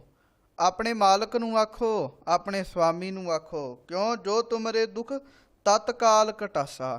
ਕਿਸੇ ਵਿੱਚ ਇੰਨੀ ਤਾਕਤ ਨਹੀਂ ਹੈ, ਪਰ ਮਾਲਕ ਨੂੰ ਆਪਣੇ ਦੁੱਖ ਦੱਸੋ, ਉਹ ਦੁੱਖਾਂ ਨੂੰ ਫਿਰ ਤਤਕਾਲ ਹੀ ਫਿਰ ਭਾਈ ਕੱਟ ਦਿੰਦਾ ਹੈ। ਉਸ ਮਾਲਕ ਨੂੰ ਹੈ ਭਾਈ ਤੂੰ ਆਪਣੇ ਦੁੱਖ ਦੱਸ। ਸੋ ਐਸਾ ਪ੍ਰਭ ਛੋੜ ਆਪਣੀ ਬਿਰਥਾ ਅਵਰਾ ਪਹਿ ਕਹੀਐ, ਅਵਰਾ ਪਹਿ ਕਹੇ ਮਨ ਲਾਜਮ ਰਾਸਾ। ਸੋ ਕਹਿਣ ਲੱਗੇ ਸੋ ਇਹੋ ਜਿਹਾ ਵਾਹਿਗੁਰੂ ਪਰਮੇਸ਼ਰ ਛੱਡ ਕੇ ਜਿਹੜਾ ਹੋਰਨਾਂ ਪਾਸ ਆਪਣੀ ਪੀੜਾ ਕਹਿਣਾ ਹੈ ਇਹ ਠੀਕ ਨਹੀਂ ਹੈ। ਕਿਉਂਕਿ ਹੋਰਨਾਂ ਪਾਸ ਕਹਿੰਦਿਆਂ ਹੀ ਮਨ ਸ਼ਰਮ ਵਿੱਚ ਮਰਦਾ ਹੈ। ਜੋ ਸੰਸਾਰੈ ਕੇ ਕੁਟੰਬ ਮਿੱਤਰ ਭਾਈ ਦੀਸਹਿ, ਮਨ ਮੇਰੇ ਤੇ ਸਭ ਆਪਣੇ ਸੁਆਏ ਮਿਲਾਸਾ। ਸੋ ਹੇ ਮੇਰੇ ਮਨਾ, ਇਸ ਸੰਸਾਰ ਦੇ ਜਿੰਨੇ ਵੀ ਕੁਟੰਬ ਹਨ, ਰਿਸ਼ਤੇਦਾਰ ਹਨ, ਮਿੱਤਰ ਹਨ, ਭਰਾ ਹਨ, ਜਿੰਨੇ ਵੀ ਤੈਨੂੰ ਅੱਖਾਂ ਦੇ ਨਾਲ ਦਿਖ ਰਹੇ ਨੇ ਨਾ, ਦਿਸ ਰਹੇ ਹਨ, ਸਾਰੇ ਆਪਣੇ ਆਪਣੇ ਸਵਾਰਥ ਵਾਸਤੇ ਹੀ ਤੈਨੂੰ ਮਿਲ ਰਹੇ ਹਨ। ਜਿਤ ਦਿਨ ਉਨਕਾ ਸੁਆਉ ਹੋਏ ਨ ਆਵੈ, ਤਿਤ ਦਿਨ ਨੇੜੈ ਕੋ ਨਾ ਟੁਕਾਸਾ। ਸੋ ਜਿਸ ਦਿਨ ਉਹਨਾਂ ਦਾ ਸਵਾਰਥ ਤੇਰੇ ਤੋਂ ਪੂਰਾ ਨਾ ਹੋਇਆ, ਤੂੰ ਉਹਨਾਂ ਦਾ ਕੋਈ ਕੰਮ ਨਾ ਕਰ ਸਕਿਆ, ਮਹਾਰਾਜ ਕਹਿਣ ਲੱਗੇ ਸੱਚੀ ਗੱਲ ਤਾਂ ਇਹ ਹੈ ਉਸ ਦਿਨ ਉਹਨਾਂ ਨੇ ਤੇਰੇ ਨੇੜੇ ਵੀ ਨਹੀਂ ਆਉਣਾ। ਉਸ ਦਿਨ ਕੋਈ ਵੀ ਨੇੜੇ ਨਹੀਂ ਆਉਂਦਾ, ਕਿਉਂਕਿ ਆਪਣੇ ਲੋਭਨ ਕੋ ਕੀਨੋ ਮੀਤ। ਹਰ ਇੱਕ ਨੇ ਕਿਸੇ ਨੂੰ ਮਿੱਤਰ ਬਣਾਇਆ ਤਾਂ ਆਪਣੇ ਲੋਭ ਨੂੰ ਹੀ ਬਣਾਇਆ ਹੈ। ਸੋ ਜਿਵੇਂ ਕਹਾਵਤ ਵੀ ਆਮ ਹੀ ਆਉਂਦੀਆਂ ਹਨ ਵੀ ਜੇ ਉਹਨੇ ਨਾ ਕੀਤੀ ਤਾਂ ਫਿਰ ਉਹ ਸਾਡਾ ਕੁਝ ਵੀ ਨਹੀਂ ਹੈ। ਭਾਵ ਇਹ ਆ ਵੀ ਜੇ ਉਹ ਸਾਡਾ ਕੁਝ ਲੱਗਦਾ ਤੇ ਫਿਰ ਉਹ ਹਾਂ ਕਰੇ, ਕਿਉਂਕਿ ਮਨੁੱਖ ਆਪਣੇ ਸਵਾਰਥ ਦਾ ਹੀ ਬੱਝਾ ਹੋਇਆ ਹੈ। ਸੋ ਗੁਰੂ ਰਾਮਦਾਸ ਸਾਹਿਬ ਜੀ ਕਹਿੰਦੇ ਹਨ ਭਾਈ ਜਿਸ ਦਿਨ ਤੂੰ ਉਹਨਾਂ ਦਾ ਸਵਾਓ, ਉਹਨਾਂ ਦਾ ਕੰਮ ਨਾ ਕੀਤਾ, ਫਿਰ ਤੇਰੇ ਨੇੜੇ ਕੋਈ ਨਹੀਂ ਆਏਗਾ। ਤਿਸ ਕਾ ਪ੍ਰਵਾਸਾ ਕਿਉ ਕੀਜੈ ਮਨ ਮੇਰੇ, ਜੋ ਅੰਤੀ ਅਵਸਰ ਰਖ ਨਾ ਸਕਾਸਾ। ਸੋ ਮਹਾਰਾਜ ਸੱਚੇ ਪਾਤਸ਼ਾਹ ਜੀ ਕਹਿਣ ਲੱਗੇ ਫਿਰ ਉਹਨਾਂ ਦਾ ਪ੍ਰਵਾਸਾ ਕਰਨਾ ਹੀ ਕਿਉਂ ਹੈ। ਵਾਹਿਗੁਰੂ ਇਹਦੇ ਤੋਂ ਪਹਿਲਾਂ ਮਹਾਰਾਜ ਸੱਚੇ ਪਾਤਸ਼ਾਹ ਦੀ ਕਿਰਪਾ ਕਰਦੇ ਹਨ। ਮਹਾਰਾਜ ਜੀ ਕਹਿੰਦੇ ਹਨ ਮਨ ਮੇਰੇ ਆਪਣਾ ਹਰ ਸੇਵ ਦਿਨ ਰਾਤੀ, ਜੋ ਤੁਧ ਉਪਕਾਰ ਹੈ ਦੁਖ ਸੁਖਾਸਾ। ਕਹਿਣ ਲੱਗੇ ਆਪਣੇ ਉਸ ਵਾਹਿਗੁਰੂ ਪਰਮੇਸ਼ਰ ਨੂੰ ਦਿਨ ਰਾਤ ਸੇਵ ਭਾਈ, ਉਹਦਾ ਨਾਮ ਜਪ, ਉਹਨੂੰ ਚੇਤਾ ਕਰ ਜਿਹੜਾ ਤੇਰੇ ਉੱਤੇ ਉਪਕਾਰ ਕਰਦਾ ਹੈ, ਤੇਰੇ ਦੁੱਖ ਦੂਰ ਕਰਕੇ ਸੁਖਾਸਾ ਤੈਨੂੰ ਭਾਈ ਸੁੱਖਾਂ ਦੀ ਦਾਤ ਦਿੰਦਾ ਹੈ। ਫਿਰ ਮਹਾਰਾਜ ਸੱਚੇ ਪਾਤਸ਼ਾਹ ਜੀ ਕਹਿੰਦੇ ਹਨ ਭਾਈ ਤਿਸ ਕਾ ਪ੍ਰਵਾਸਾ ਕਿਉਂ ਕੀਜੈ ਮਨ ਮੇਰੇ। ਕਹਿਣ ਲੱਗੇ ਉਸ ਦਾ ਪ੍ਰਵਾਸਾ, ਉਹਦੇ ਤੇ ਵਿਸ਼ਵਾਸ ਕਿਉਂ ਕਰਦਾ ਹੈ ਮੇਰੇ ਮਨਾ, ਜੋ ਅੰਤੀ ਅਵਸਰ ਰੱਖ ਨਾ ਸਕਾਸਾ। ਕਹਿਣ ਲੱਗਾ ਜਿਹੜੇ ਤੇਰੇ ਅੰਤਰ ਸਮੇਂ ਜਦੋਂ ਲੋੜ ਆਉਂਦੀ ਹੈ ਤੇ ਤੈਨੂੰ ਰੱਖ ਨਾ ਸਕੇ, ਤੇਰੀ ਇੱਜ਼ਤ ਨਾ ਰੱਖੇ। ਹਰ ਜਪ ਮੰਤ ਗੁਰ ਉਪਦੇਸ਼ ਲੈ ਜਪ ਹੋ, ਤਿਨ ਅੰਤ ਛੜਾਏ ਜਿਨ ਹਰ ਪ੍ਰੀਤ ਚਿਤਾਸਾ। ਸੋ ਮਹਾਰਾਜ ਸੱਚੇ ਪਾਤਸ਼ਾਹ ਗੁਰੂ ਰਾਮਦਾਸ ਸਾਹਿਬ ਜੀ ਨੂੰ ਸਿੱਖ ਪੁੱਛਦੇ ਫਿਰ ਮਹਾਰਾਜ ਜੀ ਸੰਸਾਰ ਦੇ ਬੰਦੇ ਤੇ ਕਿਸੇ ਕੰਮ ਨਹੀਂ ਆਉਂਦੇ, ਹੁਣ ਤੁਸੀਂ ਦੱਸੋ ਵੀ ਕੀ ਕਰੀਏ। ਮਹਾਰਾਜ ਜੀ ਕਹਿੰਦੇ ਹਰ ਜਪ ਮੰਤ ਗੁਰ ਉਪਦੇਸ਼ ਲੈ ਜਪੋ। ਕਹਿਣ ਲੱਗੇ ਗੁਰੂ ਦੇ ਕੋਲੋਂ ਉਪਦੇਸ਼ ਲੈ ਕੇ ਭਾਈ ਵਾਹਿਗੁਰੂ ਵਾਹਿਗੁਰੂ ਪਰਮੇਸ਼ਰ ਦਾ ਨਾਮ ਜਪੋ, ਜਪਦੇ ਰਹੋ ਜਪਦੇ ਰਹੋ, ਜਪੀ ਜਾਓ। ਕਹਿਣ ਲੱਗੇ ਤਿਨ ਅੰਤ ਕਾਲ ਛਡਾਏ ਜਿਨ ਹਰ ਪ੍ਰੀਤ ਚਿਤਾਸਾ। ਭਾਈ ਜਿਨ੍ਹਾਂ ਦੀ ਪ੍ਰੀਤ, ਜਿਨ੍ਹਾਂ ਦਾ ਚੇਤਾ ਵਾਹਿਗੁਰੂ ਪਰਮੇਸ਼ਰ ਵਿੱਚ ਰਹਿੰਦਾ ਹੈ, ਫਿਰ ਵਾਹਿਗੁਰੂ ਉਹਨਾਂ ਨੂੰ ਅੰਤ ਸਮੇਂ ਛਡਾ ਲੈਂਦੇ ਹਨ। ਜਨ ਨਾਨਕ ਅਨ ਦਿਨ ਨਾਮ ਜਪੋ ਹਰ ਸੰਤ ਹੋ, ਇਹ ਛੂਟਣ ਕਾ ਸਾਚਾ ਪਰਵਾਸਾ। ਸੋ ਮਹਾਰਾਜ ਕਹਿਣ ਲੱਗੇ ਅਨ ਦਿਨ ਹੀ ਨਾਮ ਜਪੋ ਭਾਈ, ਦਿਨ ਰਾਤ ਹੀ ਸੰਤੋ ਵਾਹਿਗੁਰੂ ਪਰਮੇਸ਼ਰ ਦਾ ਨਾਮ ਜਪੋ। ਇਹੋ ਹੀ ਕਹਿਣ ਲੱਗੇ ਛੂਟਣ ਦਾ ਪਰਵਾਸਾ ਹੈ। ਇਹੋ ਹੀ ਹੈ ਜਿਹਦੇ ਤੇ ਭਰੋਸਾ ਰੱਖਿਆ ਜਾ ਸਕਦਾ ਵੀ ਅਸੀਂ ਨਾਮ ਜਪ ਕੇ ਸਾਡਾ ਛੁਟਕਾਰਾ ਹੋ ਜਾਏਗਾ। ਗੌੜ ਮਹੱਲਾ ਚੌਥਾ। ਗੌਂਡ ਰਾਗ ਅੰਦਰ ਧੰਨ ਸ੍ਰੀ ਗੁਰੂ ਰਾਮਦਾਸ ਸਾਹਿਬ ਜੀ ਮਹਾਰਾਜ ਜੀ ਆਪ ਕਿਰਪਾ ਕਰਦੇ ਹਨ। ਹਰ ਸਿਮਰਤ ਸਦਾ ਹੋਏ ਆਨੰਦ, ਸੁਖ ਅੰਤਰ ਸਾਤ ਸੀਤਲ ਮਨ ਆਪਣਾ। ਸੋ ਮਹਾਰਾਜ ਸ੍ਰੀ ਗੁਰੂ ਰਾਮਦਾਸ ਸਾਹਿਬ ਜੀ ਕਿਰਪਾ ਕਰਦੇ ਹਨ। ਭਾਈ ਵਾਹਿਗੁਰੂ ਪਰਮੇਸ਼ਰ ਨੂੰ ਸਿਮਰਦਿਆਂ ਸਦਾ ਹੀ ਆਨੰਦ ਬਣ ਗਿਆ ਹੈ। ਕਹਿਣ ਲੱਗੇ ਅੰਦਰ ਸੁੱਖ ਆ ਗਿਆ ਹੈ, ਅੰਦਰ ਸ਼ਾਂਤੀ ਆ ਗਈ ਹੈ, ਮਨ ਆਪਣਾ ਠੰਡਾ ਹੋ ਗਿਆ ਹੈ। ਸੱਚੀ ਗੱਲ ਹੈ, ਜਿਹੜਾ ਨੇਤਰ ਬੰਦ ਕਰਕੇ ਨਾਮ ਜਪਦਾ ਹੈ, ਬੋਲਦਾ ਹੈ ਵਾਹਿਗੁਰੂ ਵਾਹਿਗੁਰੂ ਵਾਹਿਗੁਰੂ ਵਾਹਿਗੁਰੂ ਵਾਹਿਗੁਰੂ ਵਾਹਿਗੁਰੂ ਵਾਹਿਗੁਰੂ ਵਾਹਿਗੁਰੂ ਵਾਹਿਗੁਰੂ, ਤਾਂ ਇੱਕ ਦਿਨ ਫਿਰ ਐਸਾ ਆਉਂਦਾ ਹੈ ਸਾਧ ਸੰਗਤ ਜੀ, ਨਾਮ ਜਪਦਿਆਂ ਜਪਦਿਆਂ ਫਿਰ ਅੰਦਰ ਸੁੱਖ ਆ ਜਾਂਦਾ ਹੈ, ਅੰਦਰ ਸ਼ਾਂਤੀ ਆਉਂਦੀ ਹੈ। ਜੈਸੇ ਸਗਤ ਸੂਰ ਬਹੁ ਜਲਤਾ, ਗੁਰ ਸਸ ਦੇਖੇ ਲਹਿ ਜਾਏ ਸਭ ਤਪਨਾ। ਸੋ ਮਹਾਰਾਜ ਕਹਿਣ ਲੱਗੇ ਜਿਸ ਤਰ੍ਹਾਂ ਸੂਰਜ ਦੇ ਤੇਜ ਕਰਕੇ ਸਖਤ ਭਾਵ ਰੇਤਾ ਬਹੁਤ ਤਪਦਾ ਹੈ, ਪਰ ਕਹਿਣ ਲੱਗੇ ਚੰਦਰਮਾ ਵੇਖਦਿਆਂ ਸਾਰ ਹੀ ਉਸ ਦੀ ਤਪਸ਼ ਲਹਿ ਜਾਂਦੀ ਹੈ। ਇਸੇ ਤਰ੍ਹਾਂ ਹੀ ਭਾਈ ਵਾਹਿਗੁਰੂ ਪਰਮੇਸ਼ਰ ਦਾ ਨਾਮ ਹੈ। ਮੇਰੇ ਮਨ ਆਨੰਦਨ ਧਿਆਏ ਨਾਮ ਹਰ ਜਪਨਾ। ਸੋ ਹੇ ਮੇਰੇ ਮਨਾ, ਰਾਤ ਦਿਨ ਹੀ ਆਪਣੇ ਜੋਗ ਹਰੀ ਵਾਹਿਗੁਰੂ ਪਰਮੇਸ਼ਰ ਦੇ ਨਾਮ ਨੂੰ ਧਿਆਉਣਾ ਕਰ, ਬੋਲਣਾ ਕਰ, ਵਾਹਿਗੁਰੂ ਵਾਹਿਗੁਰੂ ਵਾਹਿਗੁਰੂ ਵਾਹਿਗੁਰੂ। ਸੋ ਇਸ ਪ੍ਰਕਾਰ ਭਾਈ ਉਸ ਵਾਹਿਗੁਰੂ ਪਰਮੇਸ਼ਰ ਦੇ ਨਾਮ ਨੂੰ ਜਪਣਾ ਕਰ। ਜਹਾ ਕਹਾ ਤੁਝ ਰਾਖੈ ਸਭ ਠਾਈ, ਸੋ ਐਸਾ ਪ੍ਰਭ ਸੇਵ ਸਦਾ ਤੂੰ ਆਪਣਾ। ਸੋ ਜਿੱਥੇ ਕਿੱਥੇ ਵੀ ਹਰ ਜਗ੍ਹਾ ਉਹ ਵਾਹਿਗੁਰੂ ਪਰਮੇਸ਼ਰ ਤੈਨੂੰ ਆਪ ਸਦਾ ਆਪਣਾ ਜਾਣ ਕੇ ਰੱਖ ਲਏਗਾ। ਇਸ ਕਰਕੇ ਭਾਈ ਉਸ ਵਾਹਿਗੁਰੂ ਪਰਮੇਸ਼ਰ ਦਾ ਤੂੰ ਸਿਮਰਨ ਕਰ। ਰਹਾਉ ਵਿਸਰਾਮ ਦੇ ਕੇ ਮਹਾਰਾਜ ਜੀ ਕਿਰਪਾ ਕਰਦੇ ਹਨ। ਜਾ ਮਹਿ ਸਭ ਨਿਦਾਨ, ਸੋ ਹਰ ਜਪ ਮਨ ਮੇਰੇ। ਇਹ ਮੇਰੇ ਮਨਾ, ਜਿਸ ਵਾਹਿਗੁਰੂ ਪਰਮੇਸ਼ਰ ਦੇ ਵਿੱਚ ਸਾਰੇ ਨਿਧਾਨ ਹਨ, ਖਜ਼ਾਨੇ ਹਨ, ਭਾਈ ਉਸ ਵਾਹਿਗੁਰੂ ਪਰਮੇਸ਼ਰ ਦਾ ਸਿਮਰਨ ਕਰ। ਗੁਰਮੁਖ ਖੋਜ ਲਹੋ ਹਰ ਰਤਨਾ। ਸੋ ਕਹਿਣ ਲੱਗੇ ਜਿਹੜੇ ਗੁਰਮੁਖ ਹਨ, ਮੁਖੀ ਗੁਰਾਂ ਰਾਹੀਂ ਉਪਦੇਸ਼ ਲੈ ਕੇ ਨਾਮ ਜਪਦੇ ਹਨ, ਕਹਿਣ ਲੱਗੇ ਉਸ ਇਸ ਖਜ਼ਾਨੇ ਵਿੱਚੋਂ ਖੋਜ ਕੇ ਲੱਭ ਕੇ ਫਿਰ ਰਤਨ ਪ੍ਰਾਪਤ ਕਰਦੇ ਹਨ, ਵਾਹਿਗੁਰੂ ਜੀ ਦੇ ਨਾਮ ਦੇ ਅਮੁੱਲਕ ਰਤਨ ਪ੍ਰਾਪਤ ਕਰਦੇ ਹਨ। ਜਿਨ ਹਰ ਧਿਆਇਆ ਤਿਨ ਹਰ ਪਾਇਆ ਮੇਰਾ ਸੁਆਮੀ। ਸੋ ਭਾਈ ਜਿਸ ਨੇ ਵਾਹਿਗੁਰੂ ਪਰਮੇਸ਼ਰ ਨੂੰ ਧਿਆਇਆ ਹੈ, ਉਸੇ ਨੇ ਮੇਰੇ ਸੁਆਮੀ ਵਾਹਿਗੁਰੂ ਪਰਮੇਸ਼ਰ ਨੂੰ ਪਾਇਆ ਹੈ। ਤਿਨ ਕੇ ਚਰਨ ਮਲਹੋ ਹਰ ਦਸਨਾ। ਸੋ ਮਹਾਰਾਜ ਸੱਚੇ ਪਾਤਸ਼ਾਹ ਜੀ ਕਹਿਣ ਲੱਗੇ ਫਿਰ ਜੋ ਉਸ ਹਰੀ ਦਾ ਰਸਤਾ ਦੱਸਦੇ ਹਨ ਨਾ, ਉਹਦੇ ਧਿਆਉਣ ਬਾਰੇ ਆਖਦੇ ਹਨ, ਕਹਿਣ ਲੱਗੇ ਤਿਨਕੇ ਚਰਨ ਮਲਹੋ, ਭਾਈ ਉਸ ਦੇ ਚਰਨ ਮਲ ਮਲ ਕੇ ਧੌਣਾ ਕਰੋ, ਉਸ ਦੇ ਚਰਨਾਂ ਨੂੰ ਚਸਨਾ ਕਰੋ। ਸ਼ਬਦ ਪਛਾਣ RAM ਰਸ ਪਾਵਹੋ, ਹਾਂਜੀ ਉਹ ਉਤਮ ਸੰਤ ਭਇਓ ਵੱਡ ਵੱਡਨਾ। ਸੋ ਭਾਈ ਸ਼ਬਦ ਪਛਾਣ RAM ਰਸ ਪਾਵਹੁ, ਭਾਈ ਜਿਹੜੇ ਸ਼ਬਦ ਨੂੰ ਪਛਾਣ ਕੇ RAM ਦੇ ਰਸ ਨੂੰ ਭਾਈ ਪਾਉਣਾ ਕਰੋ।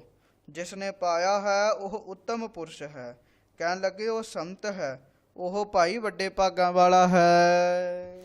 ਤਿਸ ਜਨ ਕੀ ਵਡਿਆਈ ਹਰ ਆਪ ਵਧਾਈ, ਉਹ ਘਟੇ ਨਾ ਕਿਸੈ ਕੀ ਘਟਾਈ। ਸੋ ਉਸ ਜਨ ਦੀ ਵਡਿਆਈ ਵਾਹਿਗੁਰੂ ਪਰਮੇਸ਼ਰ ਆਪ ਵਧਾਉਂਦਾ ਹੈ, ਉਹਦੀ ਵਡਿਆਈ ਆਪ ਵਧਾਉਂਦਾ ਹੈ।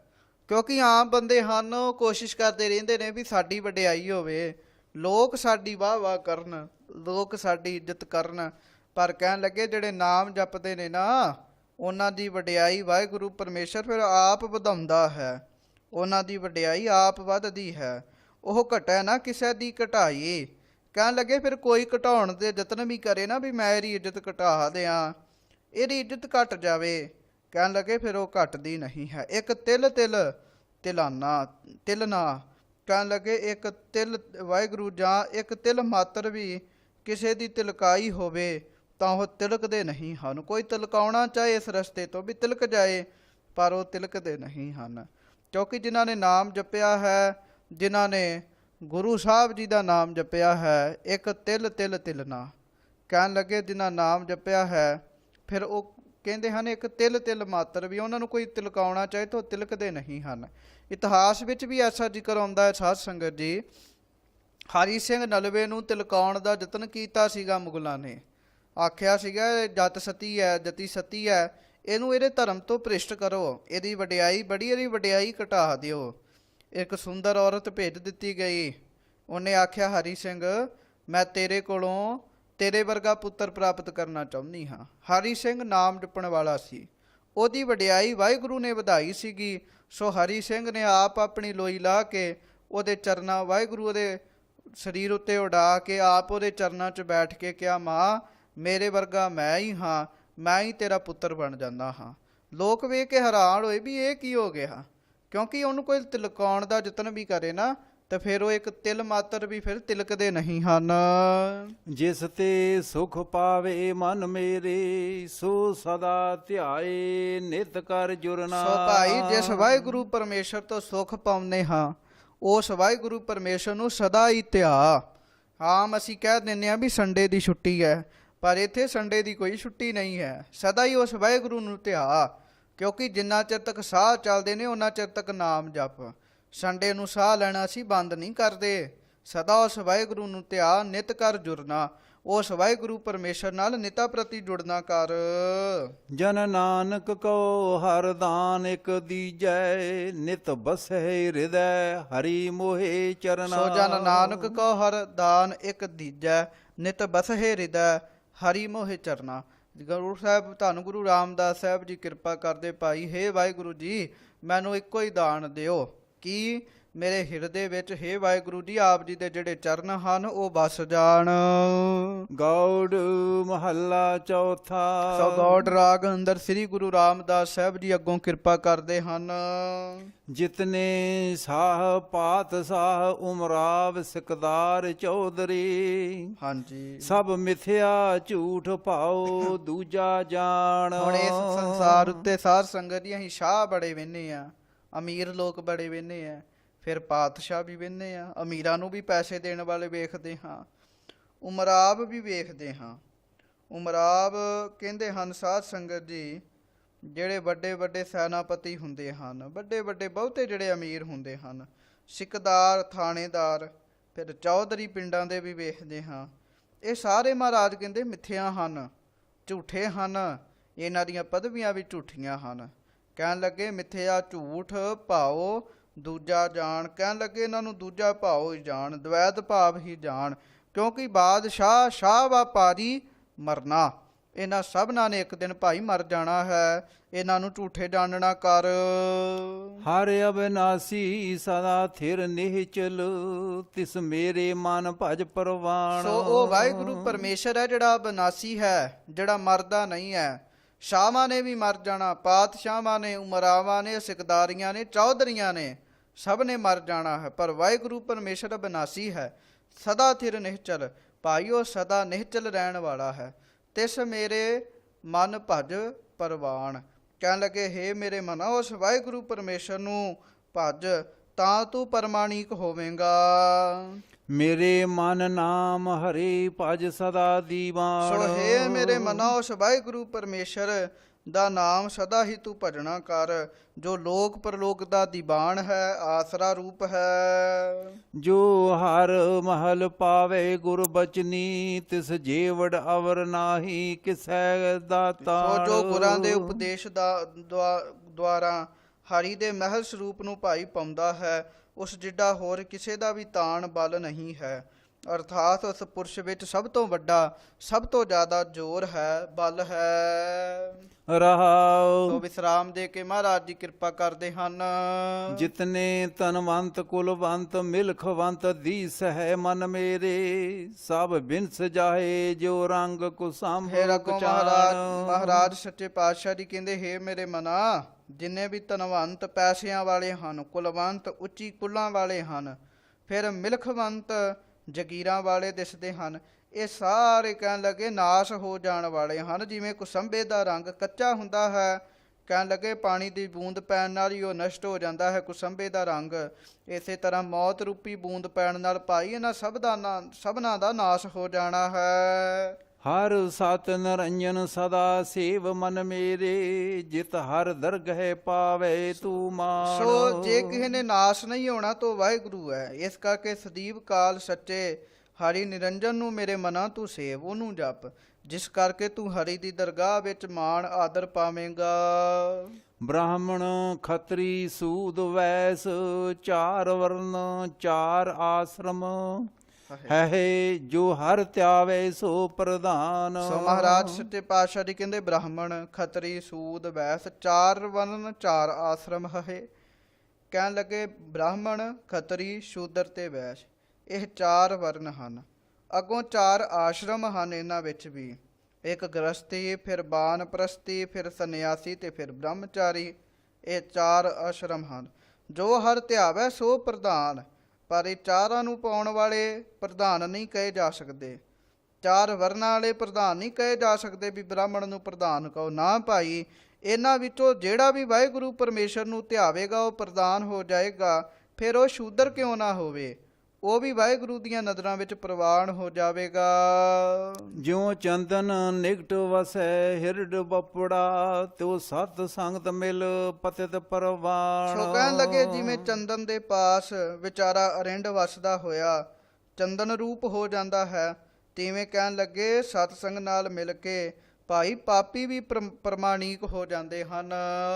ਉਹ ਸਭ ਤੇ ਊਚਾ ਸਭ ਤੇ ਸੂਚਾ, ਜਾ ਕੈ ਹਿਰਦੈ ਵਸਿਆ ਸੋ ਭਗਵਾਨ। ਉਹ ਮਨੁੱਖ ਸਭ ਤੋਂ ਉੱਚਾ ਹੈ, ਉਹ ਮਨੁੱਖ ਸਭ ਤੋਂ ਸੁੱਚਾ ਹੈ। ਕੌਣ ਸਭ ਤੋਂ ਪਵਿੱਤਰ ਹੈ? ਕੌਣ? ਭਾਈ ਜਿਹਦੇ ਹਿਰਦੇ ਵਿੱਚ ਭਗਵਾਨ ਵਾਹਿਗੁਰੂ ਪਰਮੇਸ਼ਰ ਵਸ ਜਾਵੇ। ਜਨ ਨਾਨਕ ਤਿਸ ਕੇ ਚਰਨ ਪਖਾਲੈ, ਜੋ ਹਰ ਜਨ ਨੀਚ ਜਾਤ ਸੇਵਕਾਣ। ਸੋ ਕਹਿਣ ਲੱਗੇ ਗੁਰੂ ਜੀ ਕਹਿੰਦੇ ਹਨ ਜੋ ਨੀਚ ਜਾਤੀ ਵਿੱਚੋਂ ਵੀ ਹਰੀ ਦਾ ਸੇਵਕ ਜਨ ਹੋ ਗਿਆ ਹੈ, ਕਹਿਣ ਲੱਗੇ ਮੈਂ ਜਨ ਉਸ ਦੇ ਚਰਨਾਂ ਨੂੰ ਪਖਾਲਦਾ ਹਾਂ, ਧੋਂਦਾ ਹਾਂ, ਉਸ ਦਾ ਸਤਿਕਾਰ ਕਰਦਾ ਹਾਂ। ਗੋੜ ਮਹੱਲਾ ਚੌਥਾ। ਸੋ ਗੌੜ ਰਾਗ ਅੰਦਰ ਧੰਨ ਸ੍ਰੀ ਗੁਰੂ ਰਾਮਦਾਸ ਸਾਹਿਬ ਜੀ ਕਿਰਪਾ ਕਰਦੇ ਹਨ। ਹਰ ਅੰਤਰ ਜਾਮੀ ਸਭ ਤੈ ਵਰਤੈ, ਜਿਹਾ ਹਰ ਕਰਾਏ ਤਿਹਾ ਕੋ ਸੋ ਕਰੀਐ। ਹਰੀ ਅੰਤਰਜਾਮੀ ਵਾਹਿਗੁਰੂ ਪਰਮੇਸ਼ਰ ਸਭਨਾ ਵਿੱਚ ਵਰਤ ਰਿਹਾ ਹੈ। ਜਿਹੋ ਜਿਹਾ ਵਾਹਿਗੁਰੂ ਪਰਮੇਸ਼ਰ ਕਰਾਉਂਦਾ ਹੈ ਤੇਹੋ ਜਿਹੇ ਹੀ ਕਰਮ ਮਨੁੱਖ ਕਰਦੇ ਹਨ। ਸੋ ਐਸਾ ਹਰ ਸੇਵ ਸਦਾ ਮਨ ਮੇਰੇ, ਜੋ ਤੁਧਨੋਂ ਸਬਦੁ ਰਖ ਲਈਐ। ਸੋ ਕਹਿਣ ਲੱਗੇ ਹੇ ਮੇਰੇ ਮਨੋ ਉਸ ਵਾਹਿਗੁਰੂ ਪਰਮੇਸ਼ਰ ਨੂੰ ਸਦਾ ਸੇਵ, ਉਹਦੇ ਨਾਮ ਨੂੰ ਜਪ, ਜਿਹੜਾ ਤੈਨੂੰ ਹਰ ਥਾਵਾਂ ਤੇ ਸਾਰਿਆਂ ਦੇ ਵਿੱਚੋਂ ਤੇਰੀ ਇੱਜ਼ਤ ਰੱਖਦਾ ਹੈ। ਮੇਰੇ ਮਨ ਹਰ ਜਪ ਹਰ ਨਿਤ ਪੜੀਐ। ਹੇ ਮੇਰੇ ਮਨਾ ਵਾਹਿਗੁਰੂ ਪਰਮੇਸ਼ਰ ਨੂੰ ਜਪ, ਨਿਤਾਂ ਪ੍ਰਤੀ ਹੀ ਉਸ ਵਾਹਿਗੁਰੂ ਜੀ ਦੇ ਜਸ ਨੂੰ ਪੜਨਾ ਕਰ। ਹਰ ਬਿਨ ਕੋ ਮਾਰਿ ਜਿਵਾਲ ਨ ਸਾਕੈ, ਤਾਂ ਮੇਰੇ ਮਨ ਕਾਇਦ ਕੜੀਐ। ਸੋ ਕਹਿਣ ਲੱਗੇ ਉਸ ਵਾਹਿਗੁਰੂ ਪਰਮੇਸ਼ਰ ਤੋਂ ਬਿਨਾ ਮਰੇ ਹੋਏ ਬੰਦੇ ਨੂੰ ਹੋਰ ਕੋਈ ਵੀ ਜਿੰਦਾ ਨਹੀਂ ਕਰ ਸਕਦਾ, ਮਾਰ ਤੇ ਜਿਵਾ ਹੋਰ ਕੋਈ ਨਹੀਂ ਸਕਦਾ। ਤਾਂ ਫਿਰ ਭਾਈ ਤੂੰ ਕਿਉਂ ਝੂਰਦਾ ਹੈ ਤੇਰਾ ਮਨ? ਉਸ ਵਾਹਿਗੁਰੂ ਨੂੰ ਜਪ। ਰਹਾਉ। ਵਿਸ਼ਰਾਮ ਦੇ ਕੇ ਮਹਾਰਾਜ ਜੀ ਕਿਰਪਾ ਕਰਦੇ ਹਨ। ਹਰ ਪਰਪੰਚ ਕੀਆ ਸਭ ਕਰਤੈ, ਵਿੱਚ ਆਪੇ ਆਪਣੀ ਜੋਤ ਧਰੀ। ਸੰਸਾਰ ਰੂਪੀ ਜਿਹੜਾ ਪਰਪੰਚ ਹੈ ਕਰਤੇ ਪੁਰਖ ਵਾਹਿਗੁਰੂ ਪਰਮੇਸ਼ਰ ਨੇ ਆਪ ਹੀ ਰਚਿਆ ਹੈ। ਉਸ ਪਰਪੰਚ ਵਿੱਚ ਸੰਸਾਰ ਵਿੱਚ ਆਪਣੀ ਜੋਤ ਆਪ ਹੀ ਉਸਨੇ ਧਰੀ ਹੈ। ਹਰ ਏਕੋ ਬੋਲੇ ਹਰ ਏਕ ਬੁਲਾਏ, ਗੁਰ ਪੂਰੇ ਹਰ ਏਕ ਦਿਖਈਐ। ਸੋ ਕਹਿਣ ਲੱਗੇ ਹਰੀ ਇੱਕੋ ਵਾਹਿਗੁਰੂ ਪਰਮੇਸ਼ਰ ਹੀ ਬੋਲ ਰਿਹਾ ਹੈ, ਉਹੋ ਹੀ ਬੁਲਾ ਰਿਹਾ ਹੈ। ਪੂਰੇ ਗੁਰਾਂ ਦੀ ਕਿਰਪਾ ਨਾਲ ਹੀ ਉਹ ਇੱਕ ਵਾਹਿਗੁਰੂ ਪਰਮੇਸ਼ਰ ਵੇਖਣ ਵਿੱਚ ਆਉਂਦਾ ਹੈ। ਹਰ ਅੰਤਰ ਨਾਲੇ ਬਾਹਰ ਨਾਲੇ, ਕਹੋ ਤਿਸ ਪਾਸੋ ਮਨ ਕਿਆ ਸੋ ਚੋਰਈਐ। ਅੰਦਰ ਵੀ ਵਾਹਿਗੁਰੂ ਪਰਮੇਸ਼ਰ ਨਾਲ ਹੈ, ਬਾਹਰ ਵੀ ਨਾਲ ਹੈ। ਕਹਿਣ ਲੱਗੇ ਫਿਰ ਦੱਸ ਤੂੰ ਚੋਰ ਮਨਾ ਚੋਰੀਆਂ ਕਰਦਾ ਹੈ, ਕਿਹਦੇ ਕੋਲੋਂ ਲੁਕਾ ਰਿਹਾ ਹੈ? ਨੇਹ ਕਪਟ ਸੇਵਾ ਕੀਜੈ ਹਰ ਕੇਰੀ, ਤਾਂ ਮੇਰੇ ਮਨ ਸਰਬ ਸੁਖ ਪਈਐ। ਸੋ ਹੇ ਮੇਰੇ ਮਨਾ ਨੇ ਕਪਟ ਹੋ ਕੇ ਅੰਦਰੋਂ ਕਪਟ ਚੁਕਾ ਕੇ ਉਸ ਵਾਹਿਗੁਰੂ ਪਰਮੇਸ਼ਰ ਦੀ ਸੇਵਾ ਕਰ, ਫਿਰ ਮੇਰੇ ਮਨਾ ਤੈਨੂੰ ਸਾਰੇ ਸੁਖ ਪ੍ਰਾਪਤ ਹੋਣਗੇ। ਜਿਸ ਦਾ ਵਸ ਸਭ ਕਿਛ ਸੋ ਸਬਦੂ ਵੱਡਾ, ਸੋ ਮੇਰੇ ਮਨ ਸਦਾ ਧਿਆਈਐ। ਸੋ ਜਿਹਦੇ ਵਸ ਸਾਰਾ ਕੁਝ ਹੈ ਉਹ ਵਾਹਿਗੁਰੂ ਪਰਮੇਸ਼ਰ ਸਭ ਤੋਂ ਵੱਡਾ ਹੈ, ਸੋ ਹੈ ਮੇਰੇ ਮਨੋ ਉਸ ਵਾਹਿਗੁਰੂ ਪਰਮੇਸ਼ਰ ਨੂੰ ਸਦਾ ਧਿਆ। ਜਨ ਨਾਨਕ ਸੋ ਹਰ ਨਾਲ ਹੈ ਤੇਰੇ, ਹਰ ਸਦਾ ਧਿਆਏ ਤੂੰ ਤੁਧ ਲੈ ਛਡਈਐ। ਸੋ ਜਿਹੜਾ ਵਾਹਿਗੁਰੂ ਪਰਮੇਸ਼ਰ ਸਦਾ ਤੇਰੇ ਨਾਲ ਹੈ, ਤੂੰ ਉਸ ਵਾਹਿਗੁਰੂ ਪਰਮੇਸ਼ਰ ਨੂੰ ਸਦਾ ਹੀ ਧਿਆ। ਤੇ ਕਹਿਣ ਲੱਗੇ ਤੁਧ ਲਏ ਛਡਈਐ, ਉਹ ਤੈਨੂੰ ਛਡਾ ਲਏਗਾ ਜਮਾਂ ਤੋਂ। ਸੋ ਇੱਥੋਂ ਤੱਕ ਆਪਾਂ ਵਿਚਾਰ ਕੀਤੀ ਹੈ। ਹੋਈਆਂ ਬੇਅੰਤ ਪ੍ਰਕਾਰ ਦੀਆਂ ਭੁੱਲਾਂ ਚੁੱਕਾਂ ਦੀ ਖਿਮਾ ਜੀ। 2 ਪੰਕਤੀਆਂ ਪੜ੍ਹ ਕੇ ਸਮਾਪਤੀ ਹੈ। ਜਿਸ ਦੇ ਵਸ ਸਭ ਕਿਛ, ਸੋ ਸਭ ਦੂ ਵੱਡਾ, ਸੋ ਮੇਰੇ ਮਨ ਸਦਾ ਧਿਆਈਐ। ਜਨ ਨਾਨਕ ਸੋ ਹਰ ਨਾਲ ਹੈ ਤੇਰੇ, ਹਰ ਸਦਾ ਧਿਆਏ ਤੂੰ ਤੁਧ ਲੈ ਛਡਈਐ। ਵਾਹਿਗੁਰੂ ਜੀ ਕਾ ਖਾਲਸਾ, ਵਾਹਿਗੁਰੂ ਜੀ ਕੀ ਫਤਿਹ।